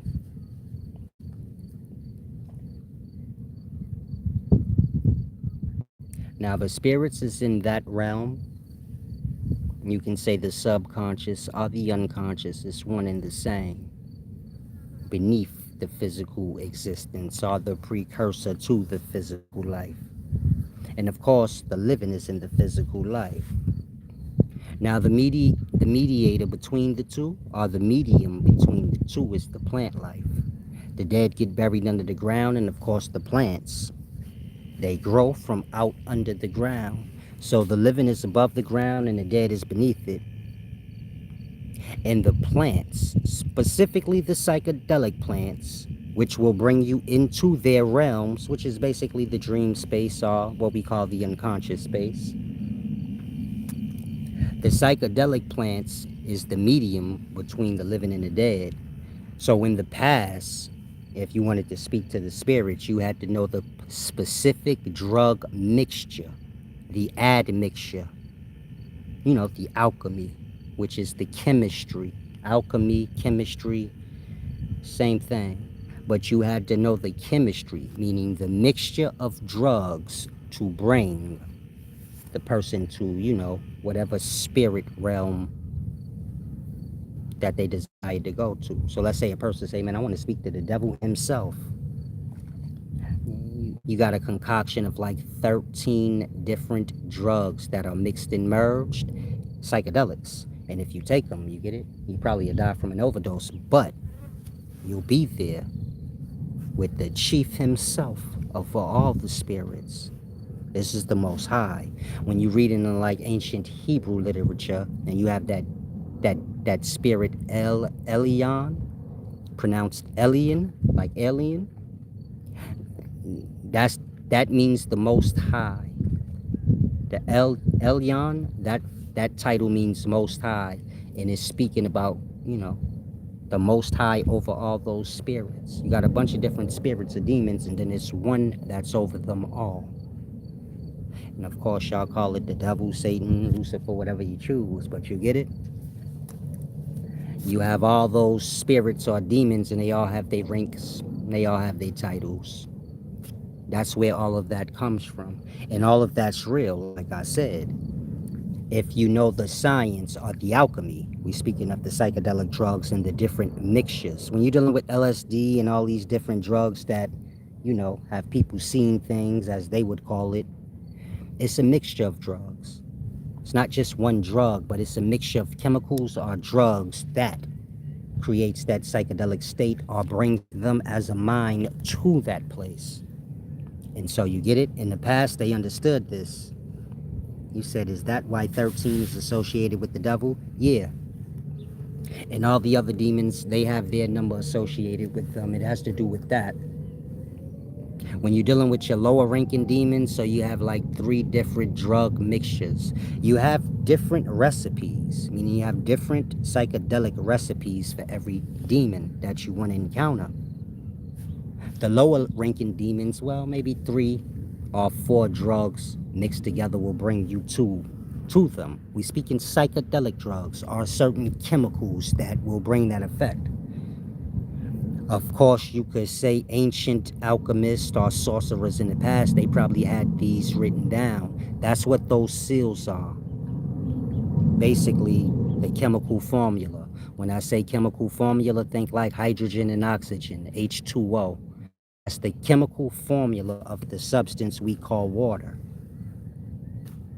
Drug substances have a chemical formula in that way. When you're looking at the demonic seals, you're looking at the chemical formula or the chemical structure of different drugs merged together in one seal.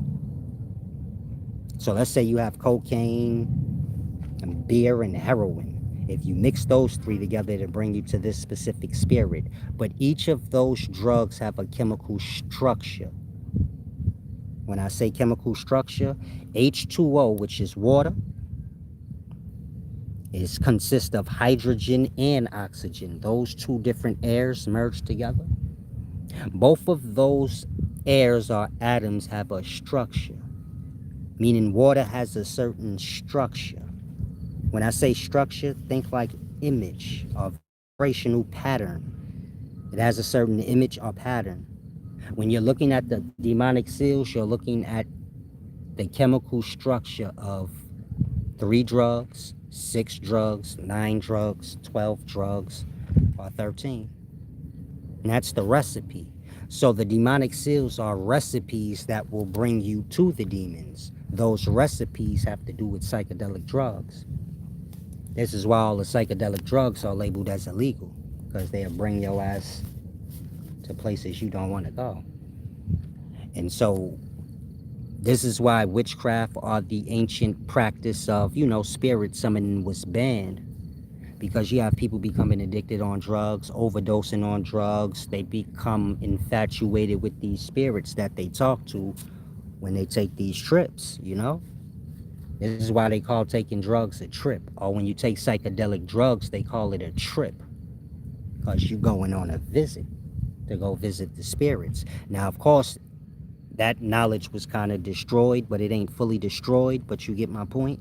Y'all don't have the recipes. Let's say in the time they would have had all the demons written out. Let's say the 72 demons would have been written out by name, and next to them, instead of the seal, they would have just had whatever drug mixture. Ayahuasca, angel's trumpet, and some marijuana, and mix those 3 together, and you get it. It would have been more simple. They made it more complex so common man wouldn't understand. Remember, they banned the practice, but they didn't destroy it. They just banned it from common man having it. In that, scientist or ancient sorcerer, which is one and the same, a sorcerer would have just been a scientist in his time. But they have it written out in that chemical formula format, which is called a seal or a sigil. And so it's basically the recipe. Now, the lower ranking demons, three different drugs mixed together will bring you to them. I'm not saying the same 3 drugs, but each demon would have had its own recipe. The lower ranking ones, their recipe would have been 3 drugs. Let's say the higher ranking demons that's above them, 6.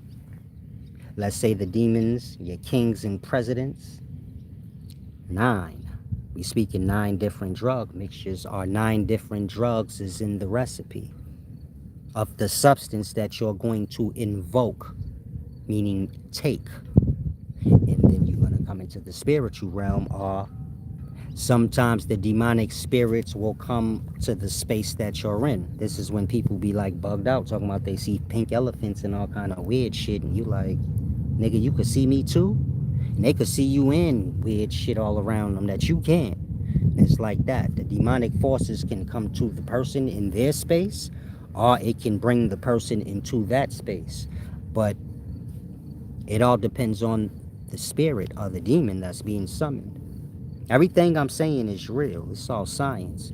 I can do it to one of y'all right now. I wouldn't, because you get it, y'all would get me locked up.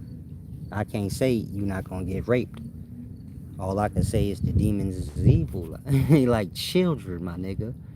That's why I said when people take DMT and all of these drugs and they go into that that space where they see these strange entities, man, they getting raped. You're dealing with children. Demons is like kids, man. They retarded. They antagonize all day and do little kid shit and tease and bounce around and act a fool.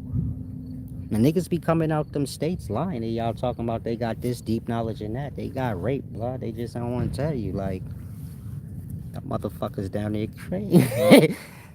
Fucking demons in EMT land is insane, my nigga. They told me to follow them in the darkness, and when I got there, they raped me. And raped me. Raped my ass in the spiritual. How many of y'all gonna be honest that took psychedelic drugs and just tell the truth? Like, yeah, I did have an encounter once where I kind of did get a little molested. Y'all can't tell me y'all don't think nobody went into the spiritual realms or took a psychedelic drugs, encountered different entity, and that never happened? This is my point. I'm sure some of y'all got a brain to know, like, yeah, that had to, somebody that had to have happened to, but nobody say it. And so this is my point. Maybe y'all can find online somebody telling the truth. Like, yeah, I got raped in the spiritual. No motherfuckers ran the train on my ass, man. But just keep in mind, we speaking about the demons or the spirits. We talking about the lost. So you get it? They tricksy, they strange, they like y'all. Meaning, like Sodom and Gomorrah, my nigga.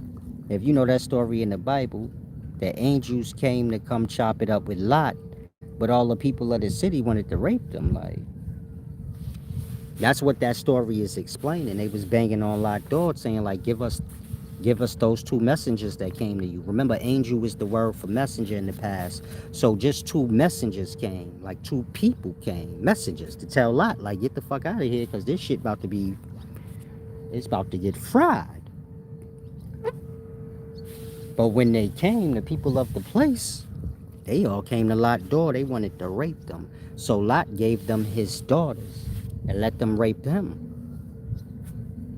Don't ask me why. The Bible can get strange, you feel me? But the Bible is telling stories of ancient cities, and when you inside the cities, shit gets strange like that, you know? It's like if I asked y'all, like, why'd this stupid little nigga shoot the insurance guy in the back of the head? I forgot his name, the little white boy that's in jail. Maybe 2-3 years ago, he took a bus to New York or some shit and shot dude in the back of the head coming out the hotel. You know what the fuck he do that for? Cause the spirits is y'all after y'all die. You get it? Whoever's a spirit, they dead. They ain't here no more. Or they never was, but you get my point? You can't expect them to act right. They throw. They like y'all is. They confused. They don't know truth. They just know their theories and they guesses, blood. And you get it? They will try these theories and guesses out on your ass. It don't make them no never mind. You know how y'all are in the physical? Y'all will hear something and try it out on anybody. You're talking about, nah, that shit, it work. You ain't never tried it yourself with your goofy ass. Yeah, Luigi. Yeah. And so you get my point? View the spirits like that. But above them all, you have, you know, Elian. That's what the ancient Hebrews called it. In today times, we call it Lucifer, the devil. And so you get my point? You're gonna need like 13. His seal is 13 different drugs mixed together. It bring you to, you know, the chief himself. But nobody come back from that visit. So you get my point? I'm assuming it's because they overdose, but I can't say. Maybe he just won't let him go. But this is why they say don't play with spirit summoning, because then you have a pact with the spirits. Remember when I said once you take the drug, that's the consent right there. Meaning once you encounter the spirit, the consent is already right there. It's in the interaction. If you say how'd your ass get there? They tucked away in a part of life you can't go unless you know how to get there. And so if you know how to get there, you wanted to see the demon. The consent is already in the interaction. Soon as you encounter it, the consent is made. In that, do you get my point? This is why they say don't mess with the spirits.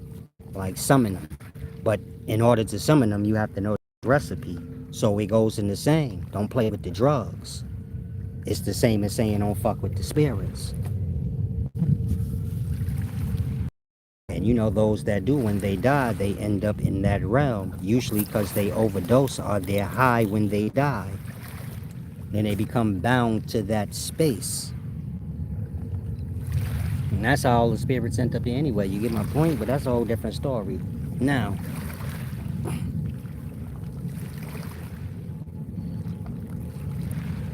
psychedelic drugs and the recipes, as I explained, is how contact was made in the past.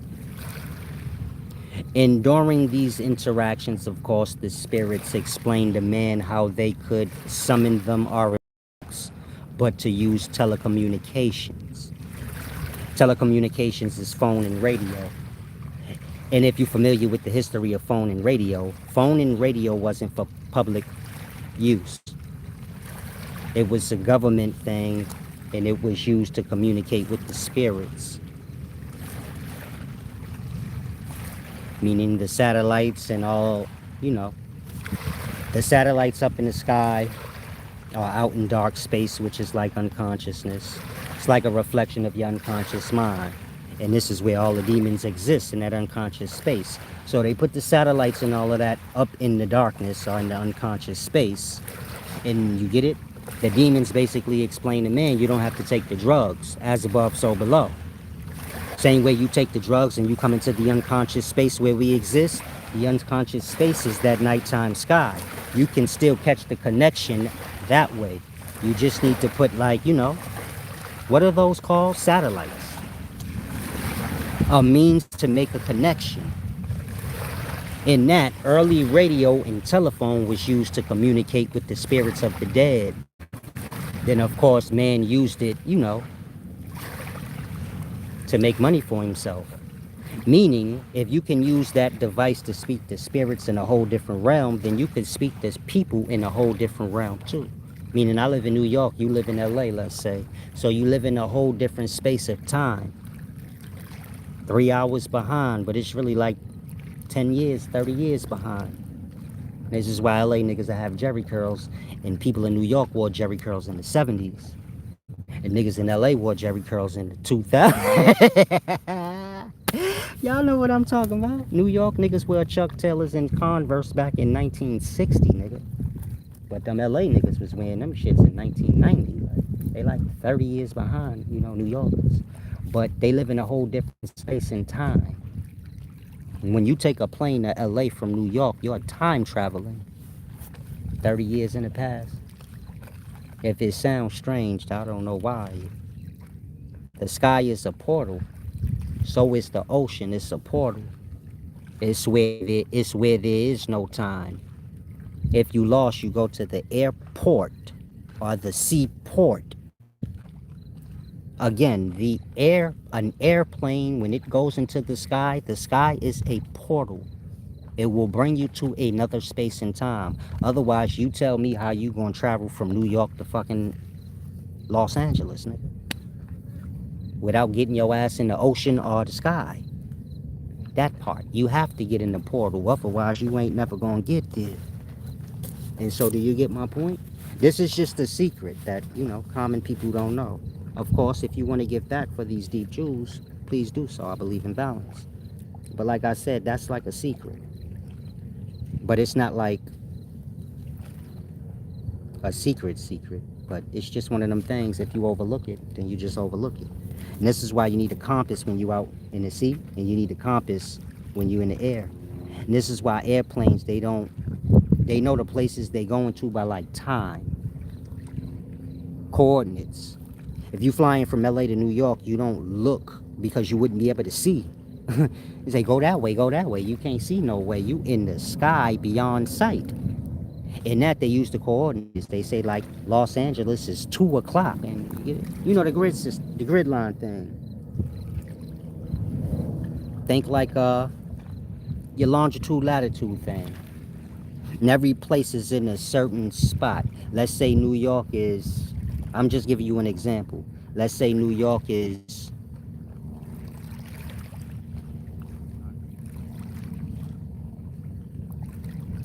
Let's say New York is 70 degrees east, 40 degrees north at 3 o'clock.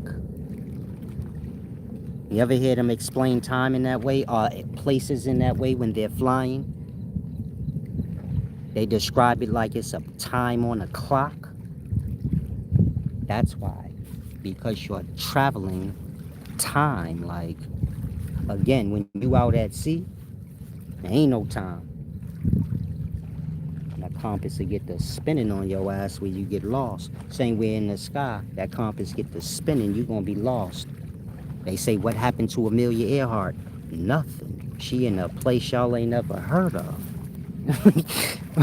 What do you think the air is like? And so like I said, when you're dealing with the sky and the ocean, you're dealing with the portal. That's the portal. It take you to places you don't know exist.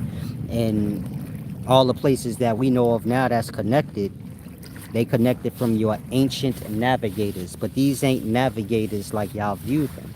These is navigators of time travel. When you see the man with the compass in the hand, you talking about a time traveler. Otherwise, what do you need a compass for to travel to a place? Y'all don't need a compass to go up the block. Y'all don't need a compass to go from your city to the next neighboring city. You know why?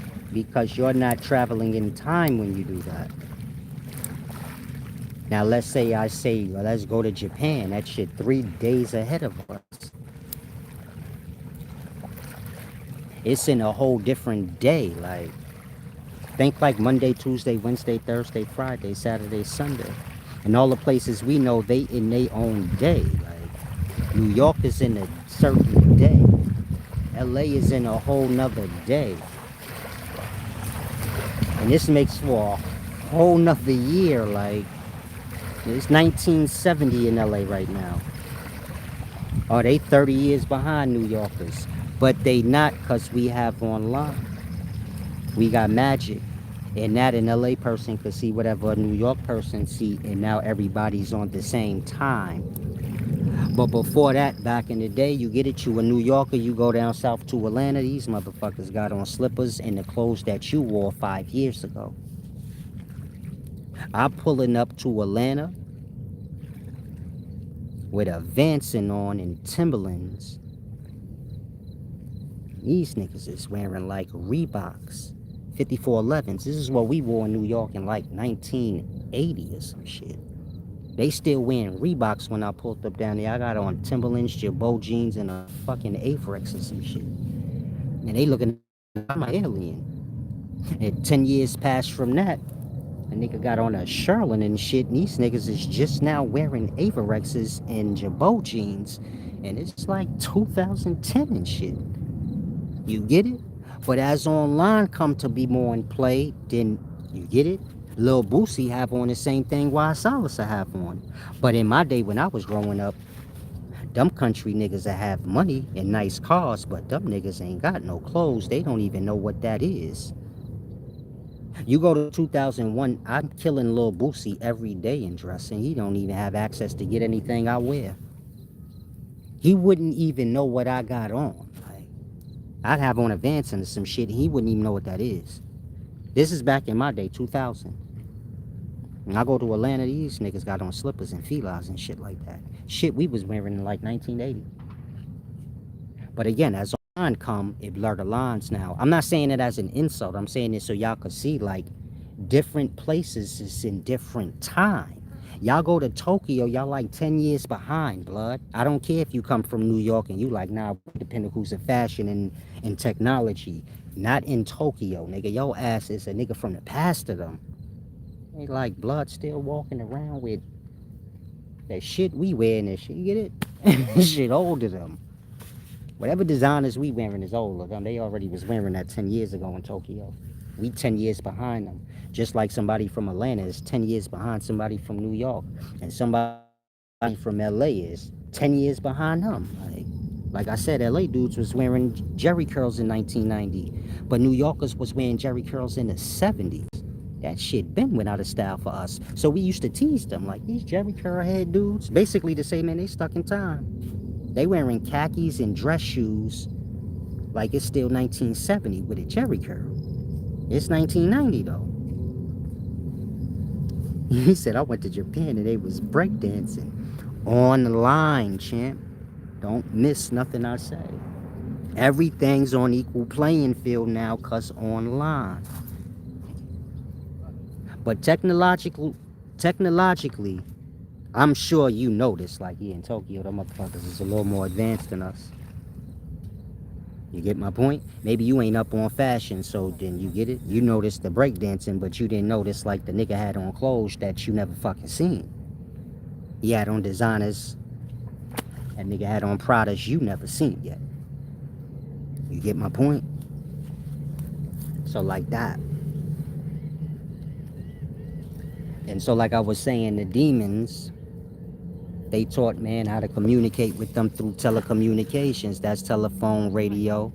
Of course, that evolved to televisions and computers. And that, if you look at a Ouija board, it looks like a computer keyboard. I'm saying that so you can grasp a Ouija board is a toy version of a real spirit summoning device, which is a computer.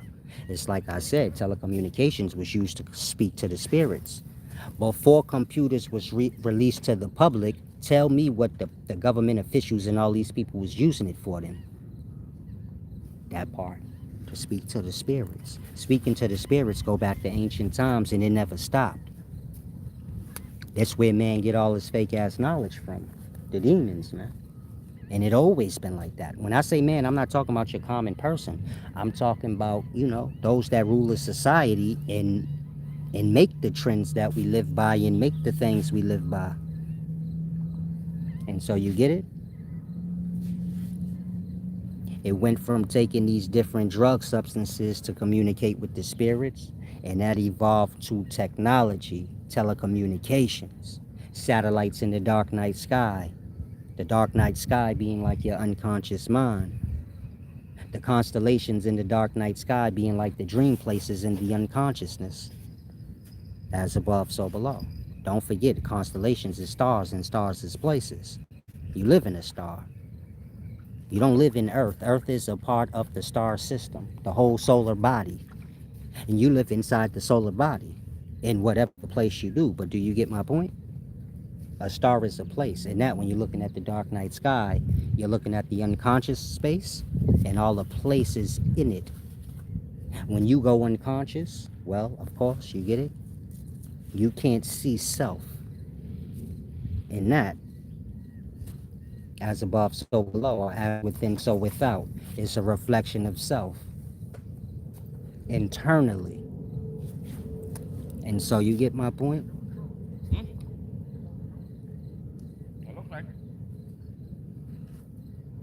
When y'all take psychedelic drugs and today y'all playing around with the old practice, which is communicating with the spirits, and a lot of times a lot of y'all lose yourselves because y'all don't realize that the spirit is now grafted onto you. When you came out of the state and the high went down, the spirit was still there with you, slowly taking over your personality or learning it so that it can manipulate it. Now all this technology we use is demonic stuff of old. And that when y'all online, you get it? Y'all can feel it like, hold on, something ain't right. It's like something's monitoring me. It is. Everybody phone got a spirit in it. One of the specific demons are spirits. And you get it? The spirits basically manipulated man to give them access to our world. Remember, man take the psychedelic drugs, he go visit the spirits. He come up with telecommunications and he communicate with them that way. But remember, the demons is the ones that taught man how to do the telecommunications so he don't have to do it the getting highway. And then that evolved into all the computers and satellites and things that we have, and this is all just to communicate with the spirits. It don't have nothing to do with us communicating with ourselves. But the whole point of the telecommunications is to speak to the spirits. And you get it? Now we have Google and all these high-tech technologies, and the technologies is teaching man how to make more technologies. But remember, we talking about the spirits. So the spirits been teaching man all the time. It taught man how to make telecommunications to communicate with them. And man, it taught man how to make computers and robots and all these things so that man can communicate with them. Not common man, but those who rule a society. But while this is happening, they're truly manipulating man to give them access to our world. And that when you're on your phone and you're showing this image on your phone and that image, you get it? The spirits can see the physical world through your device. This is why in certain movies they show you dead people. They show you people dead and then they be like, I was looking at TV. I looked at a life review of my life on TV. And I'm sure you had that mind like, how the fuck do a dead person see themselves on TV? Like, what we talking about? We talking about what I'm trying to explain to y'all. Life is weird, man. The dead don't just disappear out of existence, so keep that in mind. And so you get my point? I didn't say drugs bring you to the demons. I said a mixture. And so learn to listen. Don't take offense, but learn to listen. Stop being desperate for, story. Wisdom is for the honest, not the dumb, nigga. Some of y'all have to grow up. If you want me to be a demon, then get off my channel. Make sense in your own reality, nigga. It's all simple. Outside of that, come here, get the wisdom, pay your dues, and miss me with the stupid shit. If you got a problem listening right, listen. Stop jumping the gun, embarrassing your damn self the way you feel stupid like this in moments, and then you're gonna become a troll. More than that, stop telling me what I do, nigga. You ask me every day what I do. Life ain't a moment. I don't care if I let you see me smoke before. Be a mature adult. I don't deal with children. And that, if you want to know if I smoke, you ask me every day, because every day a new day. More than that, stop getting hung up on stupid shit and come here to learn. Thank you. Salam. Now, where was I? You gotta take a time out with the stupids. Now,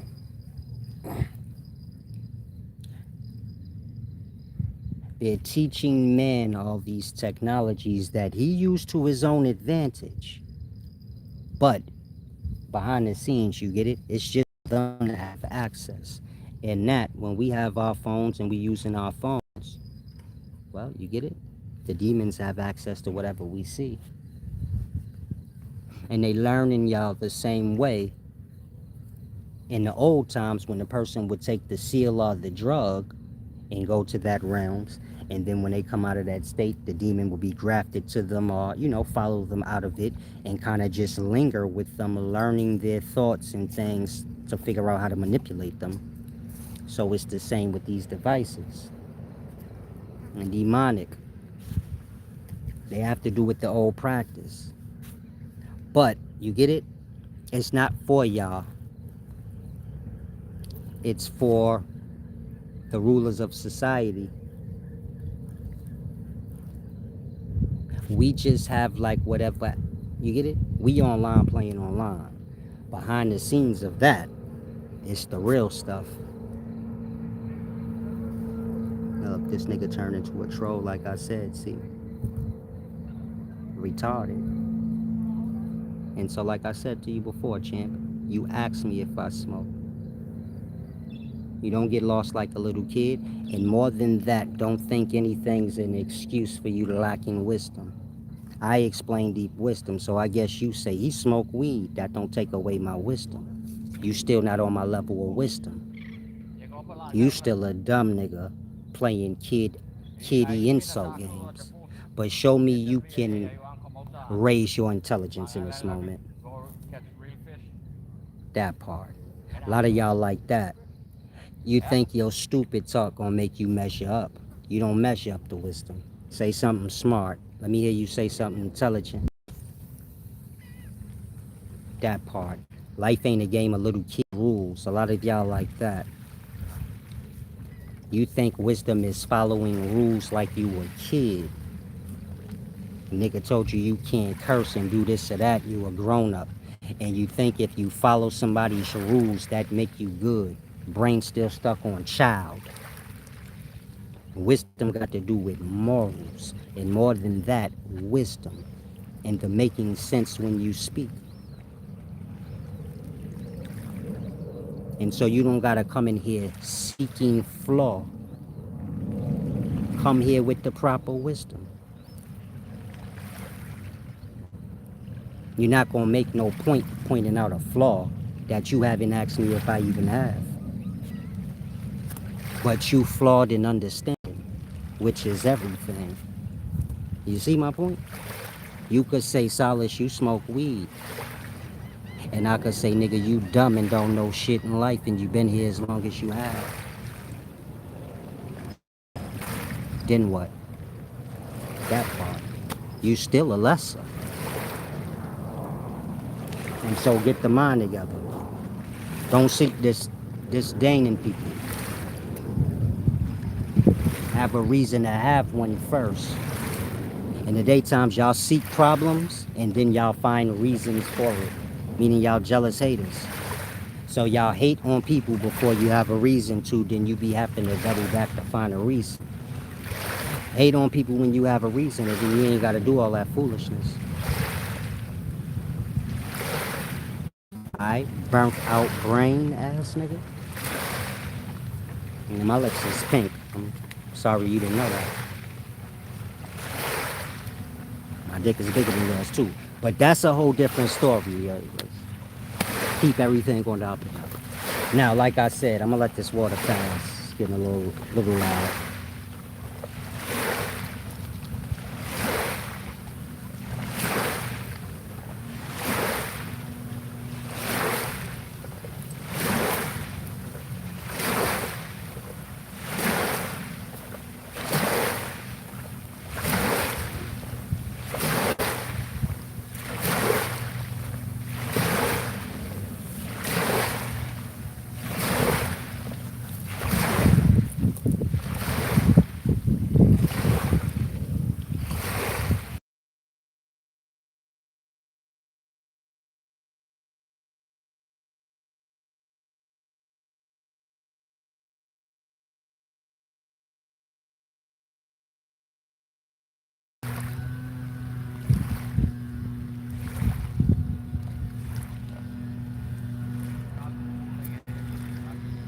And so those of you who do come here, make sure you evolve in your knowing.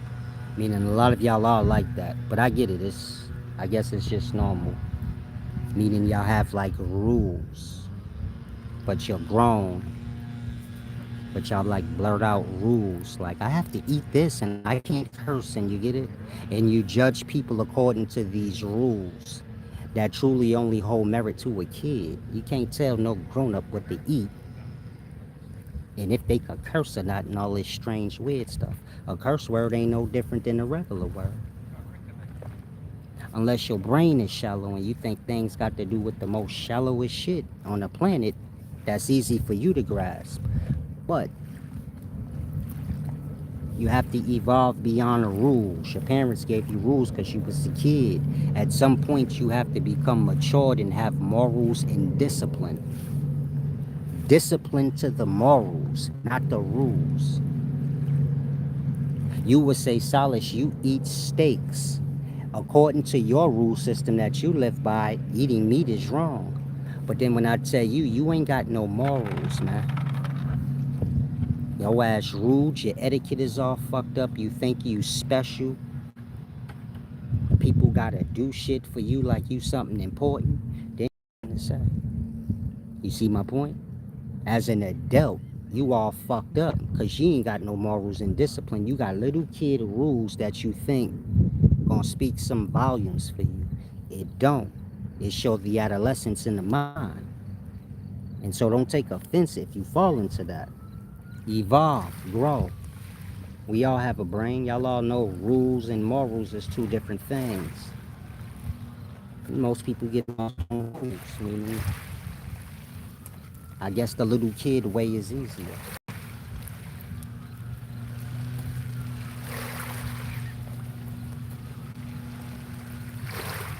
If there's anything that you're concerned about regarding your rules and me, I'm not in your rule system. But ask me. Don't jump to conclusions. I'm not stuck in moments in time the way y'all are. You get my point?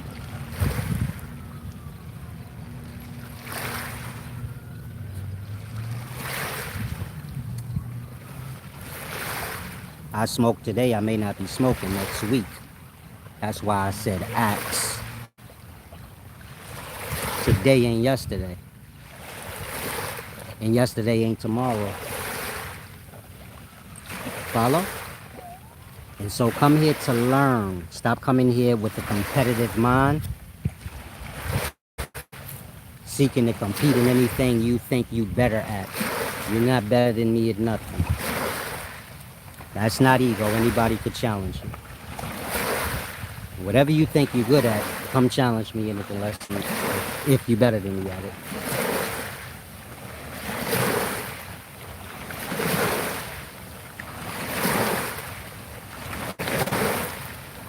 I'll bust that ass in chest checkers, backflips, anything you could think of. And that's real talk. Again, I'll bust your ass in backflipping, chess, basketball, football, anything you could think of. We ain't even got to bring up wisdom because you definitely can't beat me in that. But whatever you think makes you superior to me, you gonna lose in that. Say, I'm a baller, I could beat him in stunting. You gonna lose in that shit too. But like I said, the door's open for all of y'all. Y'all don't have to carry on. More than that, at some point, come here to learn. Keep trying to compete and then lose, and then you get it, repeat the cycle. I'm not really here for that. I'm not y'all peers. I'm not a part of whatever moment you got burnt out in. You know, some of y'all feel insulted, some of y'all feel like shit in my presence, and then you think we have this quarrel going. I don't know you.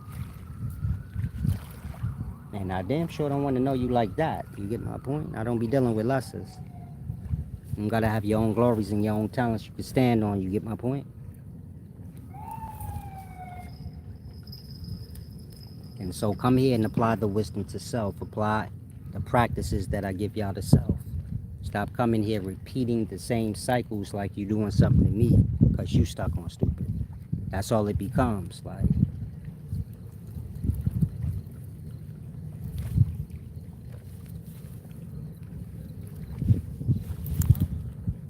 I'm teaching y'all so that y'all can evolve as minds and we can have better conversations than the stupid ones that we be having. And all the wisdom I explained, I expect y'all to have better comments than the shit y'all have. It shows where the mind is. Meaning all y'all watch is baddies and stupid shit like that. And that all y'all know how to do is argue and compete. Y'all adopt it from the stupidities that y'all watch. It becomes the mindset. And so become aware of those things, and you get my point? Start to discipline yourself. That's why I said you gotta have morals and discipline. Y'all got rules, but y'all rules don't speak nothing on like what you listening to and allowing in your mind space. Becoming self-aware of the conversations of self. Some of y'all conversations is completely pathetic, but you ain't took a moment to really think outside of it. Meaning remove yourself and then listen to your conversations with people. Then measure the age of self so you could see I'm way too fucking old to be having dumb conversations about what I seen last night in this movie and that movie. We live in real life. You're not gonna learn real life watching television all day. Having foolish conversations about Baddies Girls Club and you get it? Niggas streaming on Kick. So, come here, apply the wisdom, practice the same things I do so we be on the same vibration so we don't have to bump heads. Because when we bump heads, then you get it? Y'all leave disturbed. I say that because then y'all come back repeating the process. like everybody does when they feel like they lost. We have an argument, you feel like you lost, and you're going to restart it again at a later date. And it's because of that. That's why I said, get it together. Like,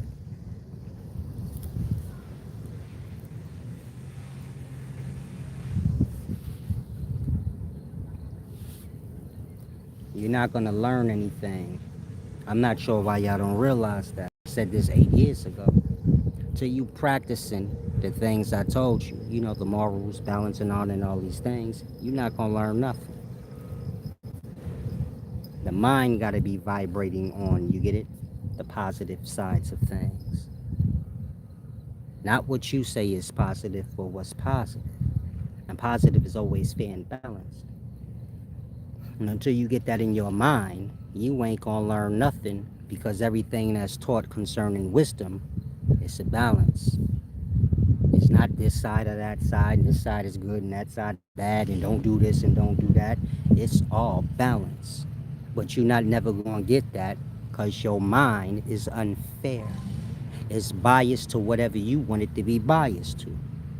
So you just spend your whole life being your own God. Whatever you choose is whatever you choose. But that's not how things go.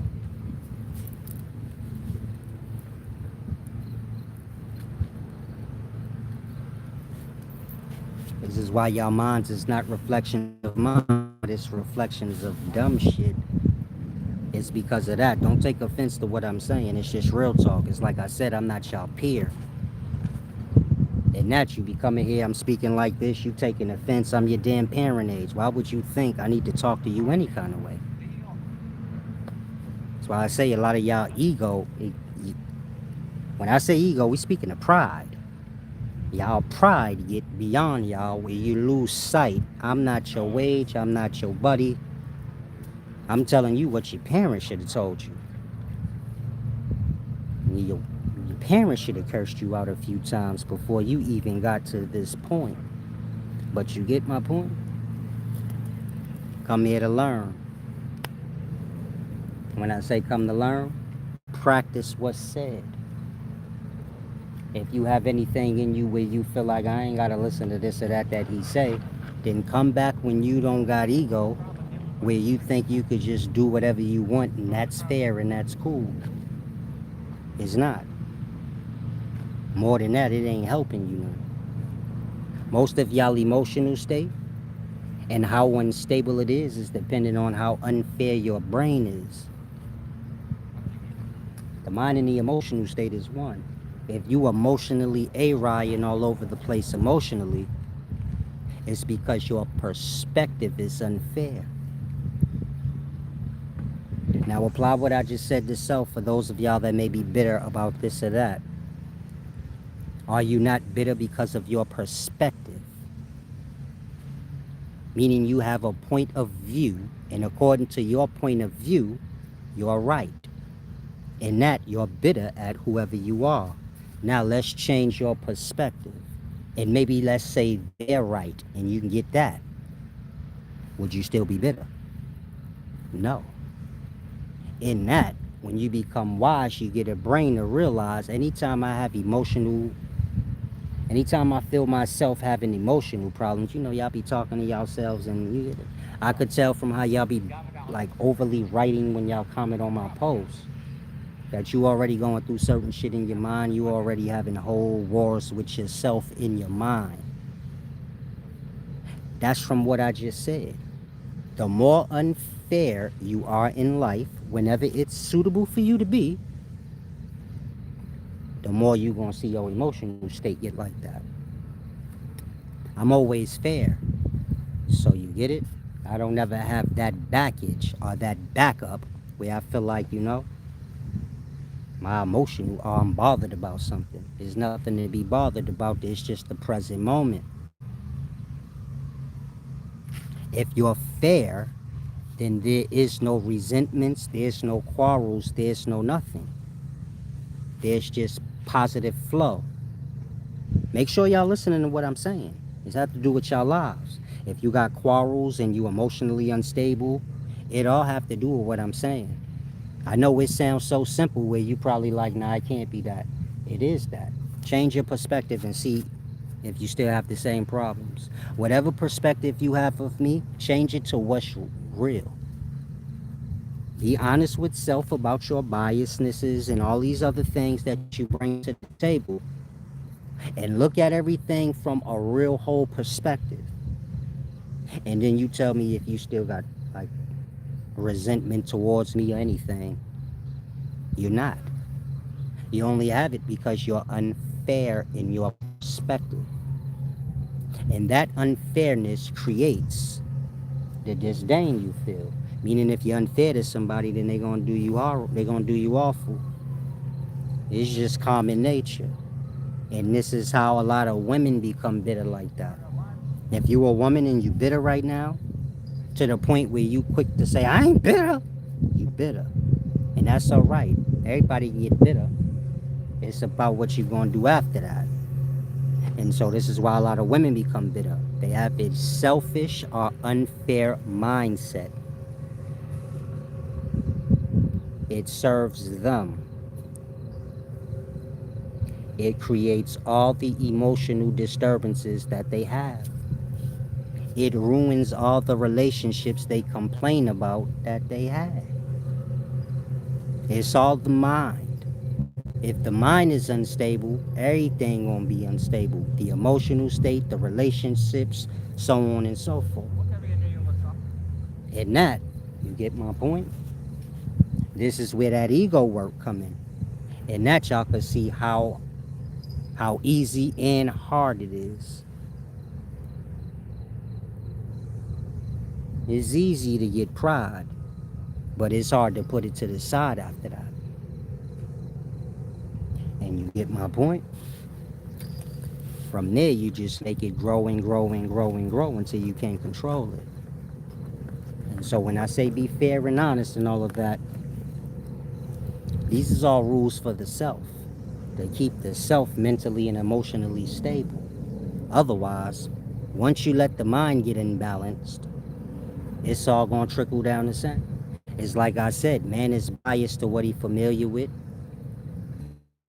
Somebody and they having a quarrel with somebody else, so you just gonna take their side blindly. But then you insult the person they having a quarrel with. Now that person want to quarrel with you. Do you see my point? Now you got a beef because you biasly took the side and you could have been the mediator. You could have been a higher mind to resolve it, but because you're unfair or you still have the biased mindset like a child. Then you get my point? Now that person got a disdain with you. Maybe they don't say nothing in that moment, but get my point? You open the door for later. They line you up later because of that moment. And all these things come with experience, meaning apply what I'm telling you. If you don't, it really don't make no sense to come here. Why? You're not gonna get nothing. You're just gonna get more and more aggravated.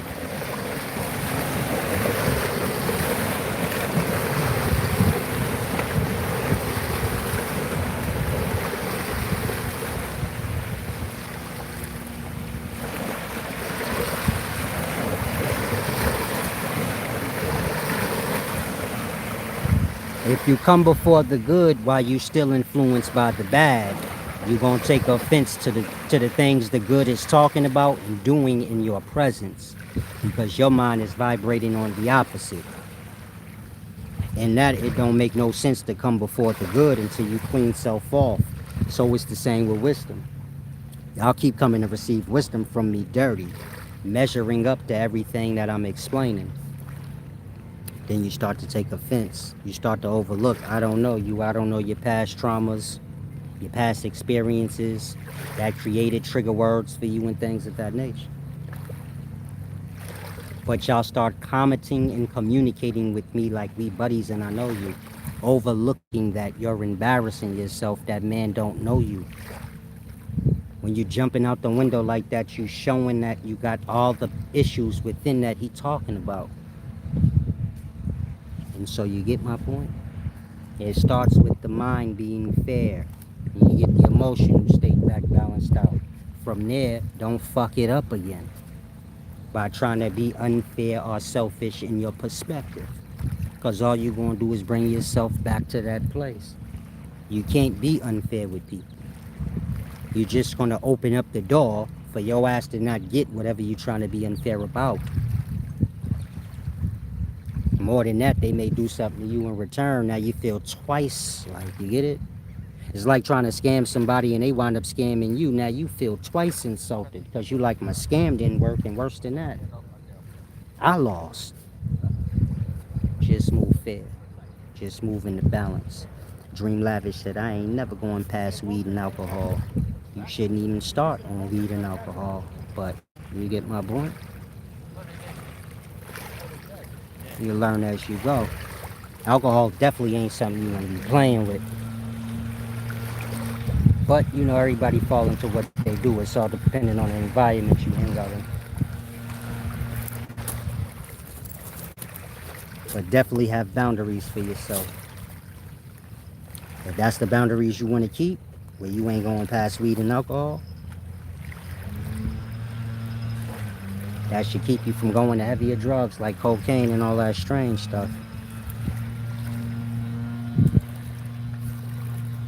But don't ever embody something where, you know, don't view yourself as a drinker or a smoker.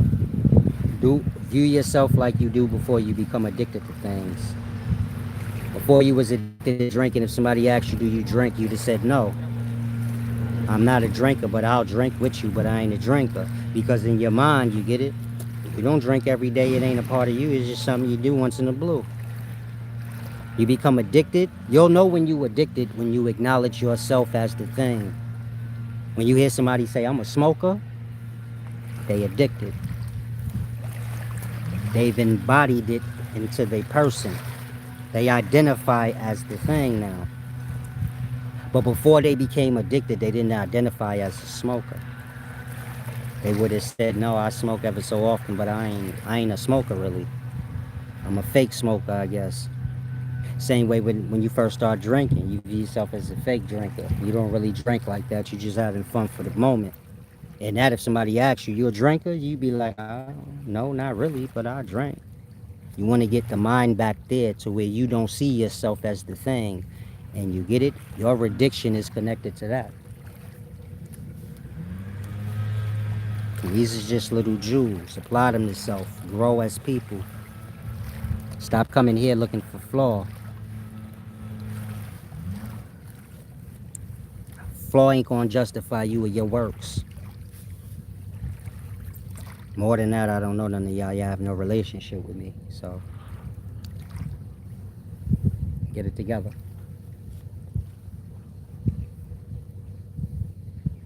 Y'all mind should be vibrating like mine's where the questions is, you know? Top of the line. You said a lot of people are addicted to vapes, electronics, cigarettes nowadays. Yeah, but it's still all the same thing. You got niggas addicted to just sitting on the block all day, but you get it? Addiction is addiction, and it's all a repetition thing. That repetition become pattern. You know, wake up and drink your coffee or your alcohol at the same time every day, and you get it? It become, that repetition evolve into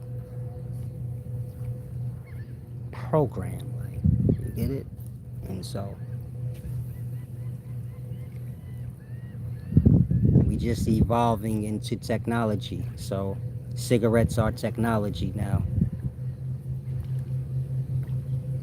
Weed is technology. You smoke it out of a glass dick or pipe.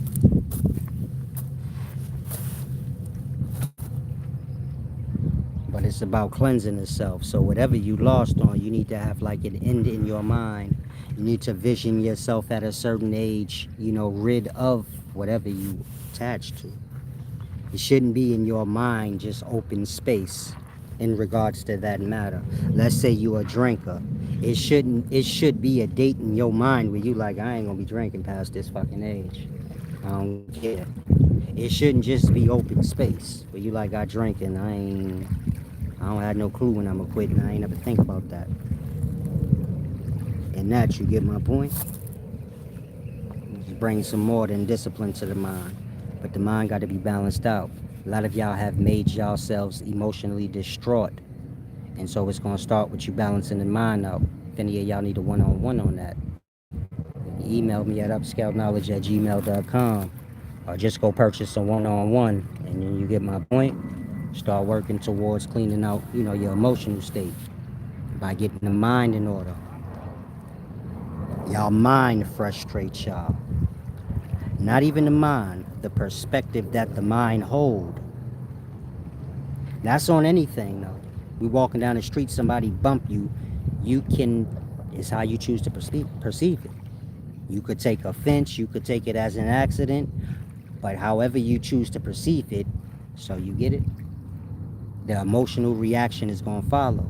If you view it as an accident, then you probably be like, ain't no big deal, it was just an accident.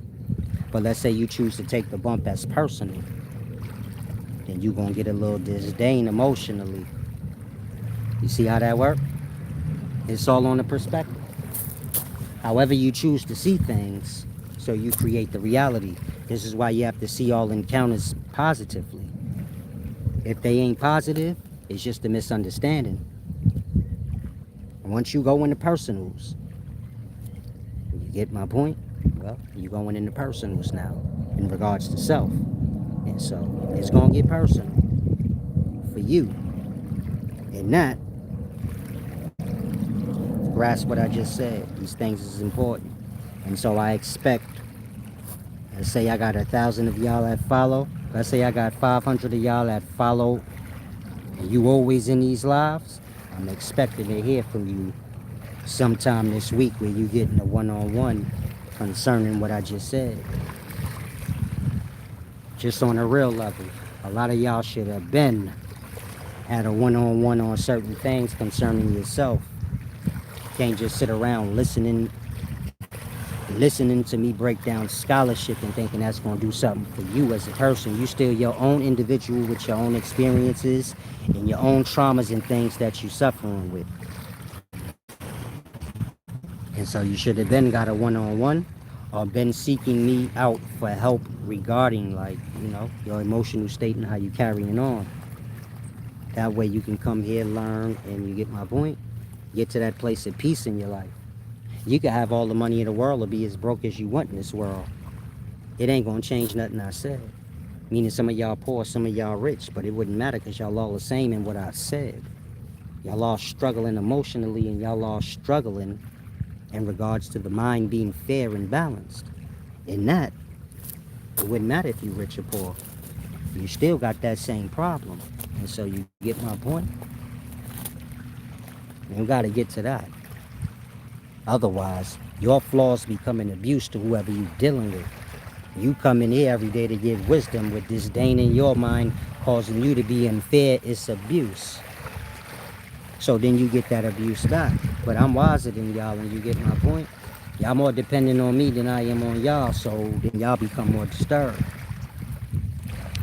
I'm saying that because y'all be carrying on and on.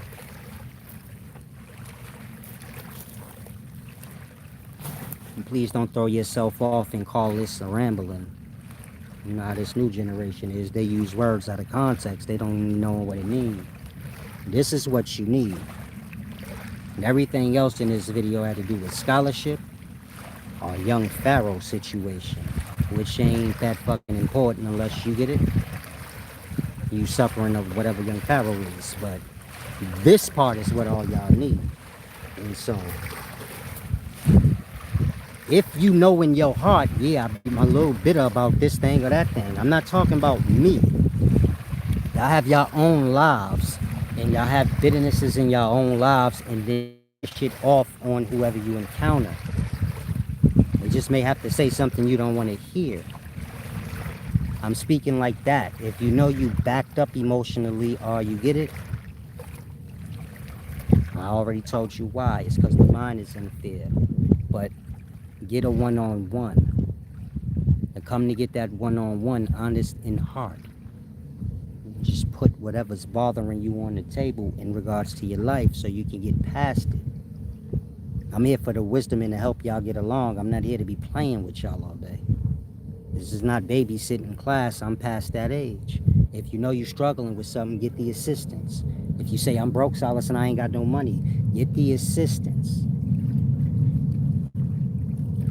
Nobody care you broke. I'm not trying to deal with your ass broke and a problem. I'd rather deal with you broke and you moving right than your ass broke and a whole headache. And so get what you came for. Like, you came for wisdom. You know what you came for. Get it. If you know you a repetitive follower of mine, where you come here repeatedly, can you get yourself a one-on-one for the both of us? Because I ain't got time to be taking on the abuse y'all do to yourselves. You get my point? That shit spill out on others. More than that, it's probably spill out on the people y'all around more than anything, and these is your loved ones. And so you got to care about them more than, you get it? It's your own goofy pride. Most people there, they care more about their pride than their relationships and their loved ones. To where your loved ones telling you they don't like a certain thing about you that you be doing regarding them, and you got so much pride you make it a back and forth thing now. Where you like, well, you did this. You got to speak out your own shit at your own time. Again, I'm not talking about me and none of y'all. I don't know none of y'all. I'm talking about y'all in y'all own lives. Whatever happened here, it's just you coming here with all that backed upness and it's spilling over. In that, I don't take offense to nothing y'all say or got going on, but get yourself some help at some point. If you feel like you want to go get help elsewhere, learn there too. Get the mind, you get it, on a path where it begins to make sense. If you feel like, no, I want to learn from you and I want to get personal teachings from somebody else, well, you're going to be fucked up till you get your mind together. But like I said, get a one-on-one. Dream Lavish said, do you do one-on-ones in person or just online? I do them over the phone, FaceTime, or in person. I had a few people hire me to do a whole week out in nature, where we get an Airbnb out in, like, a secluded place. And you get my point, where a person don't got to worry about fashions and people looking at them and all of this goofy stuff, and they could just focus on self during that time. And you get my point? Learn, trying to find a word, but learn the cycles of self. Y'all are in cycles. Whatever you're doing, it's a cycle to it, meaning it's a repetitive cycle. If you become aware of self and you're not so busy where you caught up at work or caught up arguing with people in Babylon, and you can just focus on self, you'll see, like, damn, I get aggravated the same time every day on the same day. Let's say you bitter and burnt out today for some reason, something that always weigh on your mind. It's going to go away tomorrow or tonight. It's going to pop up again this same day next week. Let's say it's a 3-4 time a week thing. It's on the same day every week at the same time. But you so occupied with Babylon and work and arguing with people and watching online, you never noticed that. But in a moment when I'm saying it, like right now, some of y'all have a mind to where you've been in that state for so long, you like, damn, he right. I think I do have that reoccurring thought that pisses me off at the same day every time. I just never paid it no mind. It's just like if you drink coffee. You drink coffee every day at the same time. You just never paid attention to that. You wake up every day and you have the same routine, like clockwork, but you never noticed that. It's just regular. Now I'm giving you that example with the coffee for your internal traumas, and you get it? Internal scars. They attack you in that same way, where it become a cycle, a pattern. And once you find a pattern, then it's easy to rid yourself of the problem. Y'all align with the pattern, not realizing it. So you say, I'm addicted to coffee, Silas, I can't break it. You can't break it because you ain't break the cycles. You wake up every day and you drink coffee at the same time every day, and then when the afternoon comes, you drink it at the same times, but you never realize that. But you don't understand why you can't quit it. because you playing in its cycle. Once you notice the cycles and you say, okay, I'm not going to wake up and drink coffee. I'm going to wake up and do 25 push-ups. Then I'm going to take a walk and I'm going to eat first. Once you break the cycle, you're going to break the addiction or the connection. And every day that go by where you break the cycle, then the cycle become broken the same way the cycle became, fulfilled by you repeating it. It's all simple. You just gonna need a little help. Maybe you're gonna need somebody to help you through it. You wake up to drink that coffee. I'm using coffee because coffee ain't as bad as a lot of addictions and internal flaws y'all do have. So you get it? I'm not trying to cause no triggers. I'm trying to get y'all to grasp, like, y'all have little issues that y'all need to start, like, seeing me for. Get yourself a one-on-one for it. Don't come here and, put it on display for me. Come here and get yourself together. That way you don't have to be my problem and I ain't got to be yours. And that you have things to give back. We speaking on mental levels. You could bring things to my awareness now. You can be of equal measure instead of just baggage. And that's what it's about in life. It ain't about if you are lesser or beneath somebody in anything. It's about raising yourself up if they willing to, like, extend their hand out to you. Y'all see people above y'all in certain aspects of life and then y'all start to hate on them before you willing to see if they willing to help you up. Like, and that, if a hand is extended to help you raise yourself up in mentally, emotionally, physically, any kind of way, you got to be available. You can't be all burnt out. And so you get my point? I'm just hanging out. In regards to mind, emotional state, things not concerning the physical, I'm way above y'all. Some of y'all above me on the physical things like money and this thing or that thing. But in regards to the mind and the emotional state, my hand is extended. If you know you need help, get the help.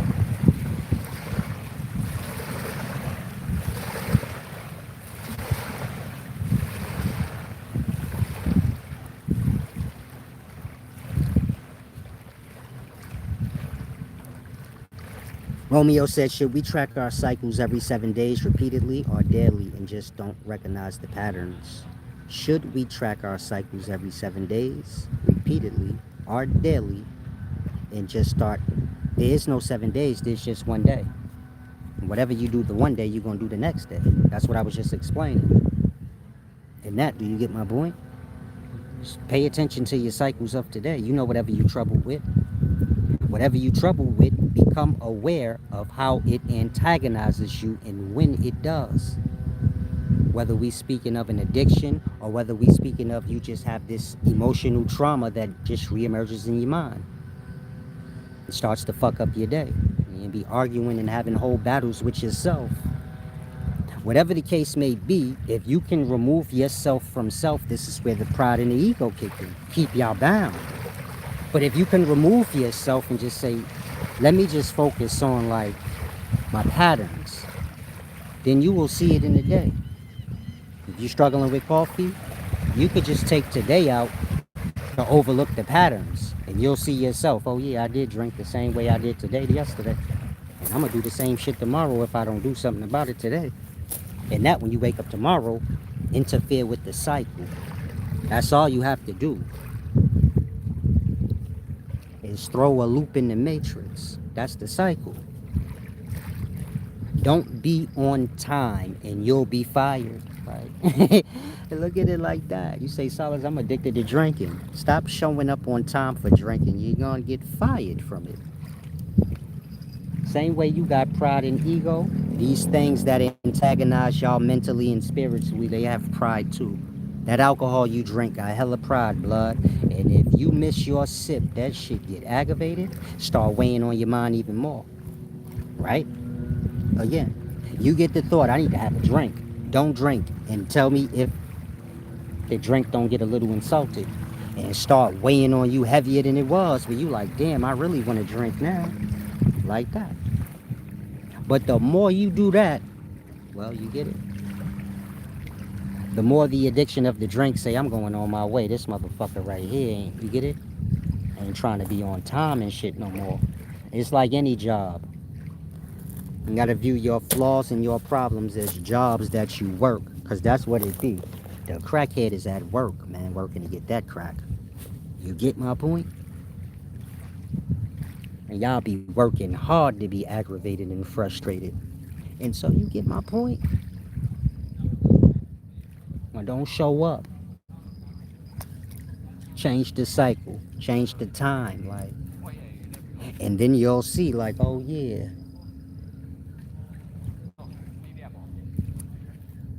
shit ain't bothering me all day. Like, it's a deep thing. I don't know how to explain it. It's all simple, but like I said, get a one-on-one. Y'all all have y'all own personal or separate things. More than that, you've been following me long enough. You should have been introduced yourself, and you get my point. You should have been coming as a real student, not coming in the ego where you think we peers and we the same and you not wiser than me, but you better in this way. I wouldn't care what you better. Whatever you better than me at, do me like I do you. So if you feel like I'm getting more money than Solace, then share that money with me like you come here to share my wisdom, nigga. You get it? I'm on that kind of time. Whatever you got that you think you better than me at, share it. Say, I got some information about something that he don't know. Share it. Otherwise, I don't know what we talking about then. You come in here in the wrong light. And so it's all morals. You have to get there, you know?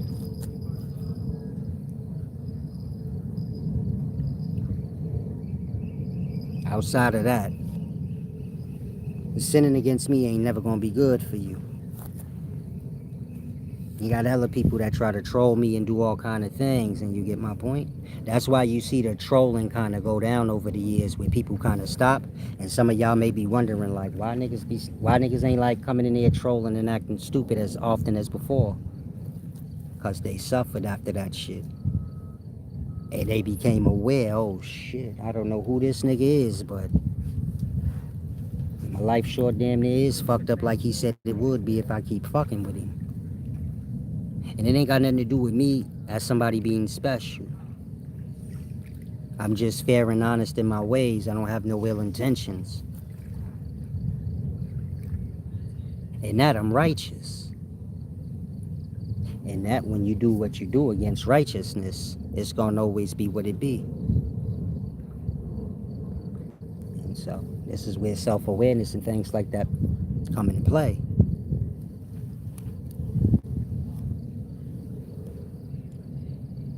I'm not special in regards to y'all, but I'm special in life. Whether you can grasp that or not. In regards to divinity, and you know, that higher knowing and things that y'all want, I'm special in that. Meaning I'm important in that. You ain't God, you don't get to decide who is. You just better be aware when you come across it. And whatever the case may be, don't offend it. Don't afflict it in any way. Otherwise, you curse yourself. If you think I'm wrong, look at all the people y'all been following all this time and where they at. I'm sure some of y'all, maybe you had some bad things to say about me because you was a follower of Felicio. And you view me as competition towards it. Maybe you said a lie against me or something. You see my point?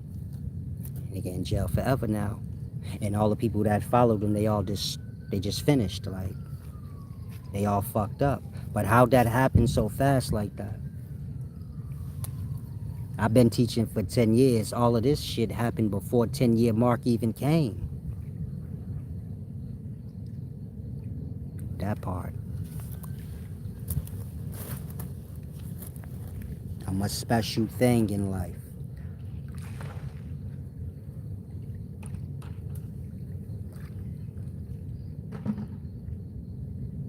But I don't want your praise.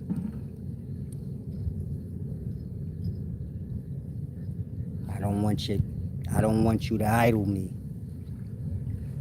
Just come get the wisdom. Be fair in your way, and you get my point.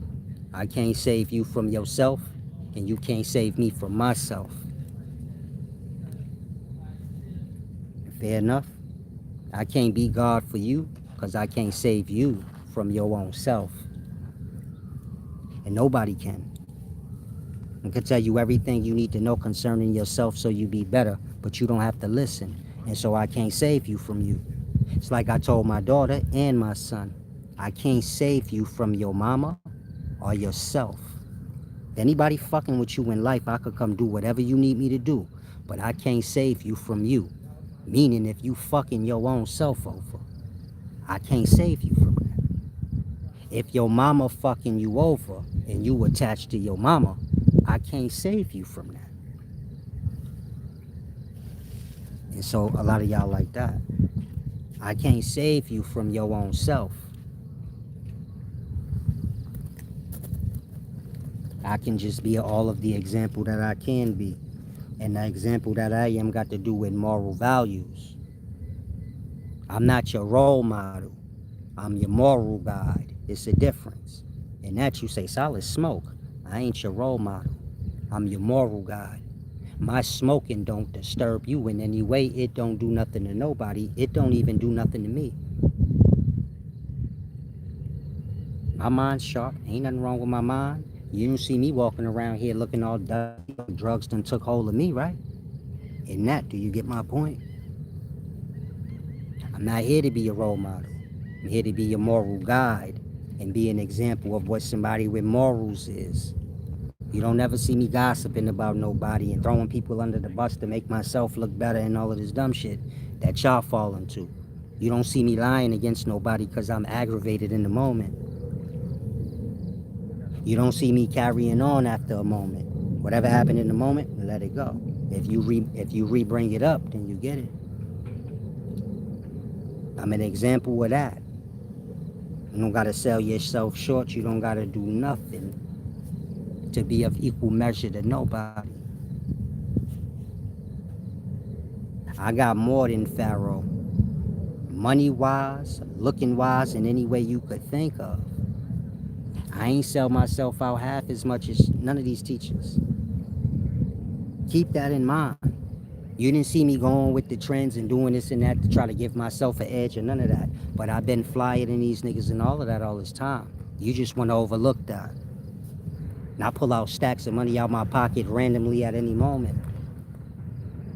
You could say Polite and all of them did that too. Yeah, but for how long? Was it real? Because you know I ain't got nobody standing. I don't have Mayweather or nobody standing behind me that I could go front to and be like, let me hold this to make it look good. Whatever you see is what you see. I ain't here for the scenes, just for you to get the wisdom, but you get it. Whatever you do see is what you see. I'm not wearing other people's clothes. Don't nobody wear my size. Oh, yeah. Y'all know I gotta throw a joke in here. I'm too small. Can't nobody fit my shit, and I can't fit nobody else shit. So you get my point? Now I'm just lying on that, but you get it.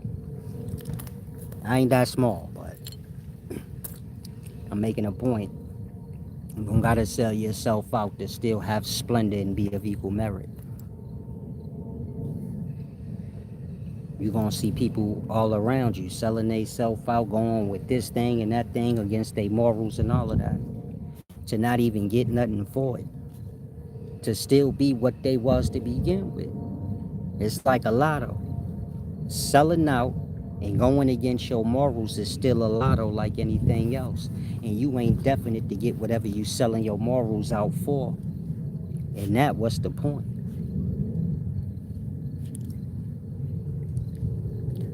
Romeo said if one doesn't apply the advice, it becomes meaningless. If you don't apply the advice, then the advice becomes you.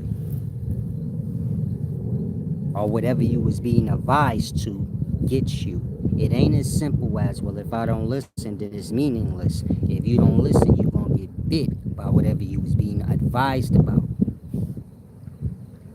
I say be fair and honest in your way. If you don't listen, fair and honest ain't meaningless. You just gonna be suffering whatever is the result of you going against that. And so it's like that. It's better not to hear.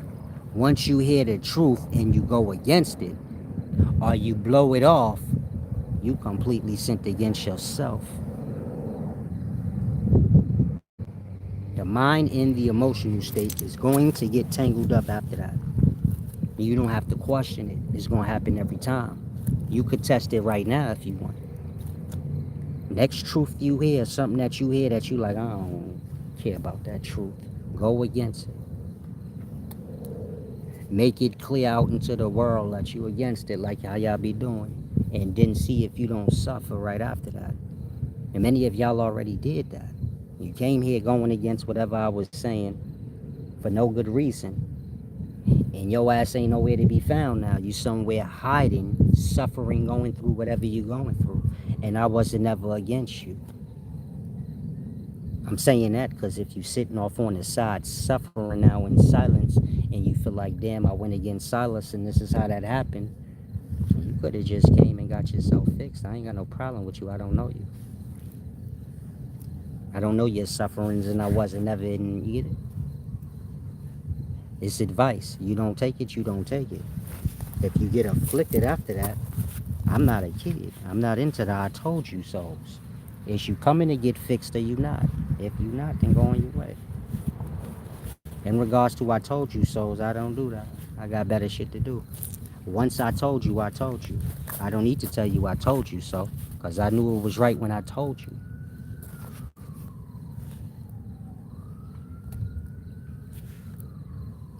So hopefully some of y'all grasp, like I said, visit my website, book yourself a one-on-one. You can just go to my shop, like the product section, and I think all the way at the bottom or somewhere, you're going to see one-on-one consultation and the price. Book yourself a one-on-one. Start working towards getting your emotional state together. It starts with the mind. Or you can purchase my book called The Book of Spells. It have a section in there called Conscious Cleansing. You read through that and practice that. That should help you. That ain't better than the one-on-one, but it should help you. The Book of Spells is not a book. Like, you get it? You know y'all love superstition, so you probably think like spells. I don't want to read nothing about spells. It don't have nothing to do with that. It's got a bunch of wisdom in it. To read through it. Apply what, you get it? Apply what you can grasp. My books is like that. It might be above your head, certain parts, but when you grow and you revisit it, then you'll get that part. In the meanwhile, just get what you can get. You said, have I ever invested in a scam by mistake? Nah, I got too much wisdom. How can you have knowledge of things and then fall into it? It don't make no sense. The investment, you see how y'all in the stocks and all of that, like y'all invest. Investment is just a scam. It's a way for business owners or those who supposedly hold, let's say, a stock or portfolio in something, to get money from people to play with. So let's say you say, I invested $10,000 in gold. You didn't get no gold though. And not the $10,000 you gave to whoever, they gonna play with that shit and flip it and do all that they want with it. Now multiply that by 100 people. You see how Tesla let y'all buy into the Tesla stock and y'all invest into the Tesla? And everybody that invested in the Tesla just take y'all money and buy Twitter and do all kind of shit that he want, playing with y'all money. And he pay it back whenever you say you want to cash out. Maybe the business that you invested in, it don't do so good. So he don't got to give you shit. Then he just get to keep your money. But let's say it do a little good. So then he pay y'all all back. But he done already turned that money over 4-5 times, and whatever he giving y'all back is pennies on the dollar. It's like if I tell you, invest your money into the Solace business stocks. Buy some stocks. So let's say 1,000 of y'all decide, I'm gonna give him $1,000. Okay, now I got $1 million. But I don't have to give you nothing. Just a piece of paper to say you bought stocks. Now I got y'all $1 million. I go buy all kind of properties. I flip that shit for like 4, 5, 6, 7, 8 years. However long y'all stupid enough to let me hold the shit. Now make myself a billionaire off that million in 8 years. To then just give you back maybe double what you invested. It's a way for rich people to convince stupid poor people to give them their money and let them play with it for a time. That's all stocks is. This is why you don't get nothing. If you say I invested in gold, you could have just bought $10,000 worth of gold, and as the price of gold goes up, then you could just pawn your gold in and make your money that way. But when you buy stocks in gold or invest in gold the way y'all do, y'all get no fucking gold. And that the person get to hold on onto y'all money for year upon year until gold rises, having played with y'all money all kind of ways. It's like a way to get dumb people to give you their money and let you play with it. So let's say you got a business out there and you need money to get it off the ground. Do you get it? It's like convincing people to buy a stock, and now you could play with their money and do whatever you wanted to do until they decide they want to cash out. But by then you done flipped that money 50 different ways. You done took that million and made yourself 500 million in 8 years, because when y'all put money in the stocks, y'all just leave it there year after year.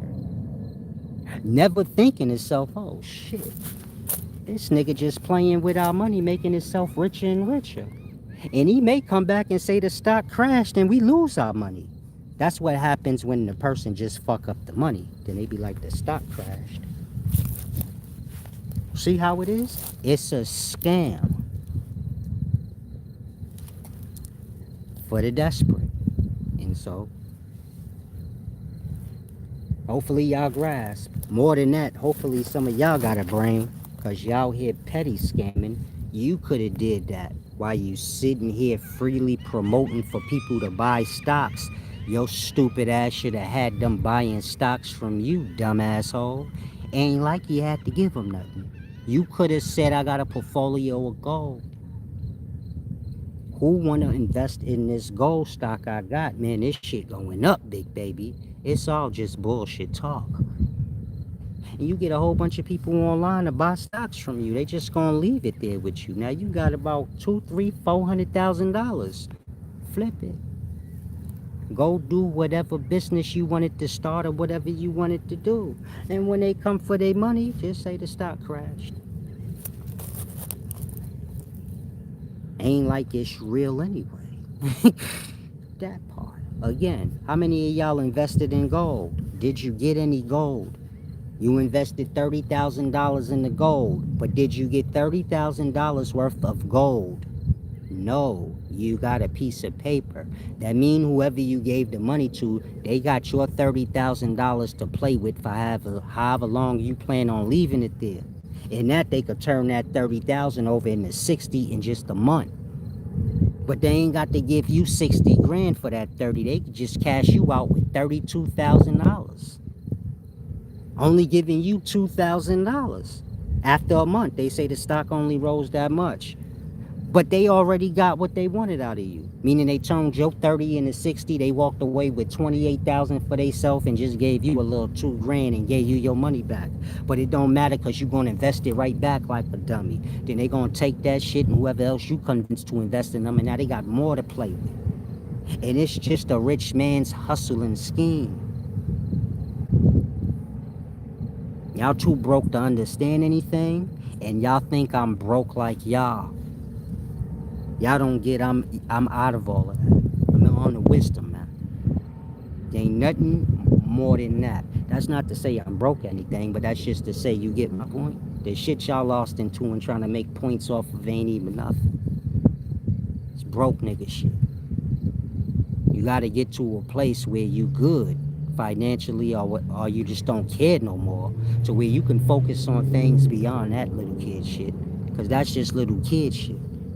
That's just, I'm a bum and I want to show that I ain't no bum no more. But you gotta evolve past that. And that y'all gonna get caught up on every scam in life chasing money. Not understanding how this shit work. And I learned all this shit selling dope, nigga. That's how real life is. Selling cocaine, I learned all this shit. If you say, how you know about investments in stocks? Nigga, I learned this shit in the street. Your dumbass learned it online, and you got by it. And I learned it the right way. I learned it from the niggas that actually sell the stocks. Like, in that, I didn't hear it like you. You heard it like the lesser, where you say, I should just buy stocks because they said to. I learned it from the hustlers that's actually getting the stocks from y'all. They sell dope too. I don't want to hold you. They just don't sell dope like y'all do. But the point I'm making is that's just a scam. If you say, I ain't get scammed, I got some money back. I ain't saying you didn't. I'm just saying they flipped your shit so many times. If you knew how much money they made off that shit that you let them hold, you would feel scammed. I invested 12 grand and I got back 15,000. You'd be pissed off if you found out that they turned that 12 grand over to $80,000 in a month and they gave your ass 15,000. You'd be like, hell nah, hold up, man. I thought I was investing in your company. I didn't know I was just loaning you money, nigga. So look at it like that. Investment is just y'all loaning y'all money to somebody, but they ain't got to give you back double or anything. You get it? They just play with you. Nigga convinced you to loan him money. Not just you, thousands of people.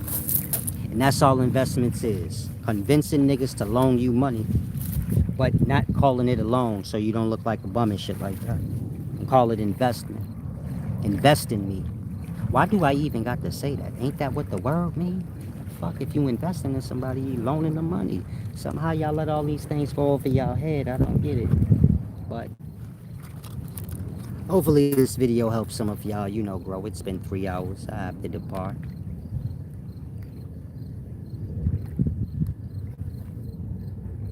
I don't think the wisdom's gonna ever do y'all any good. The morals ain't never changing. So be well. Take the jewels. Salam.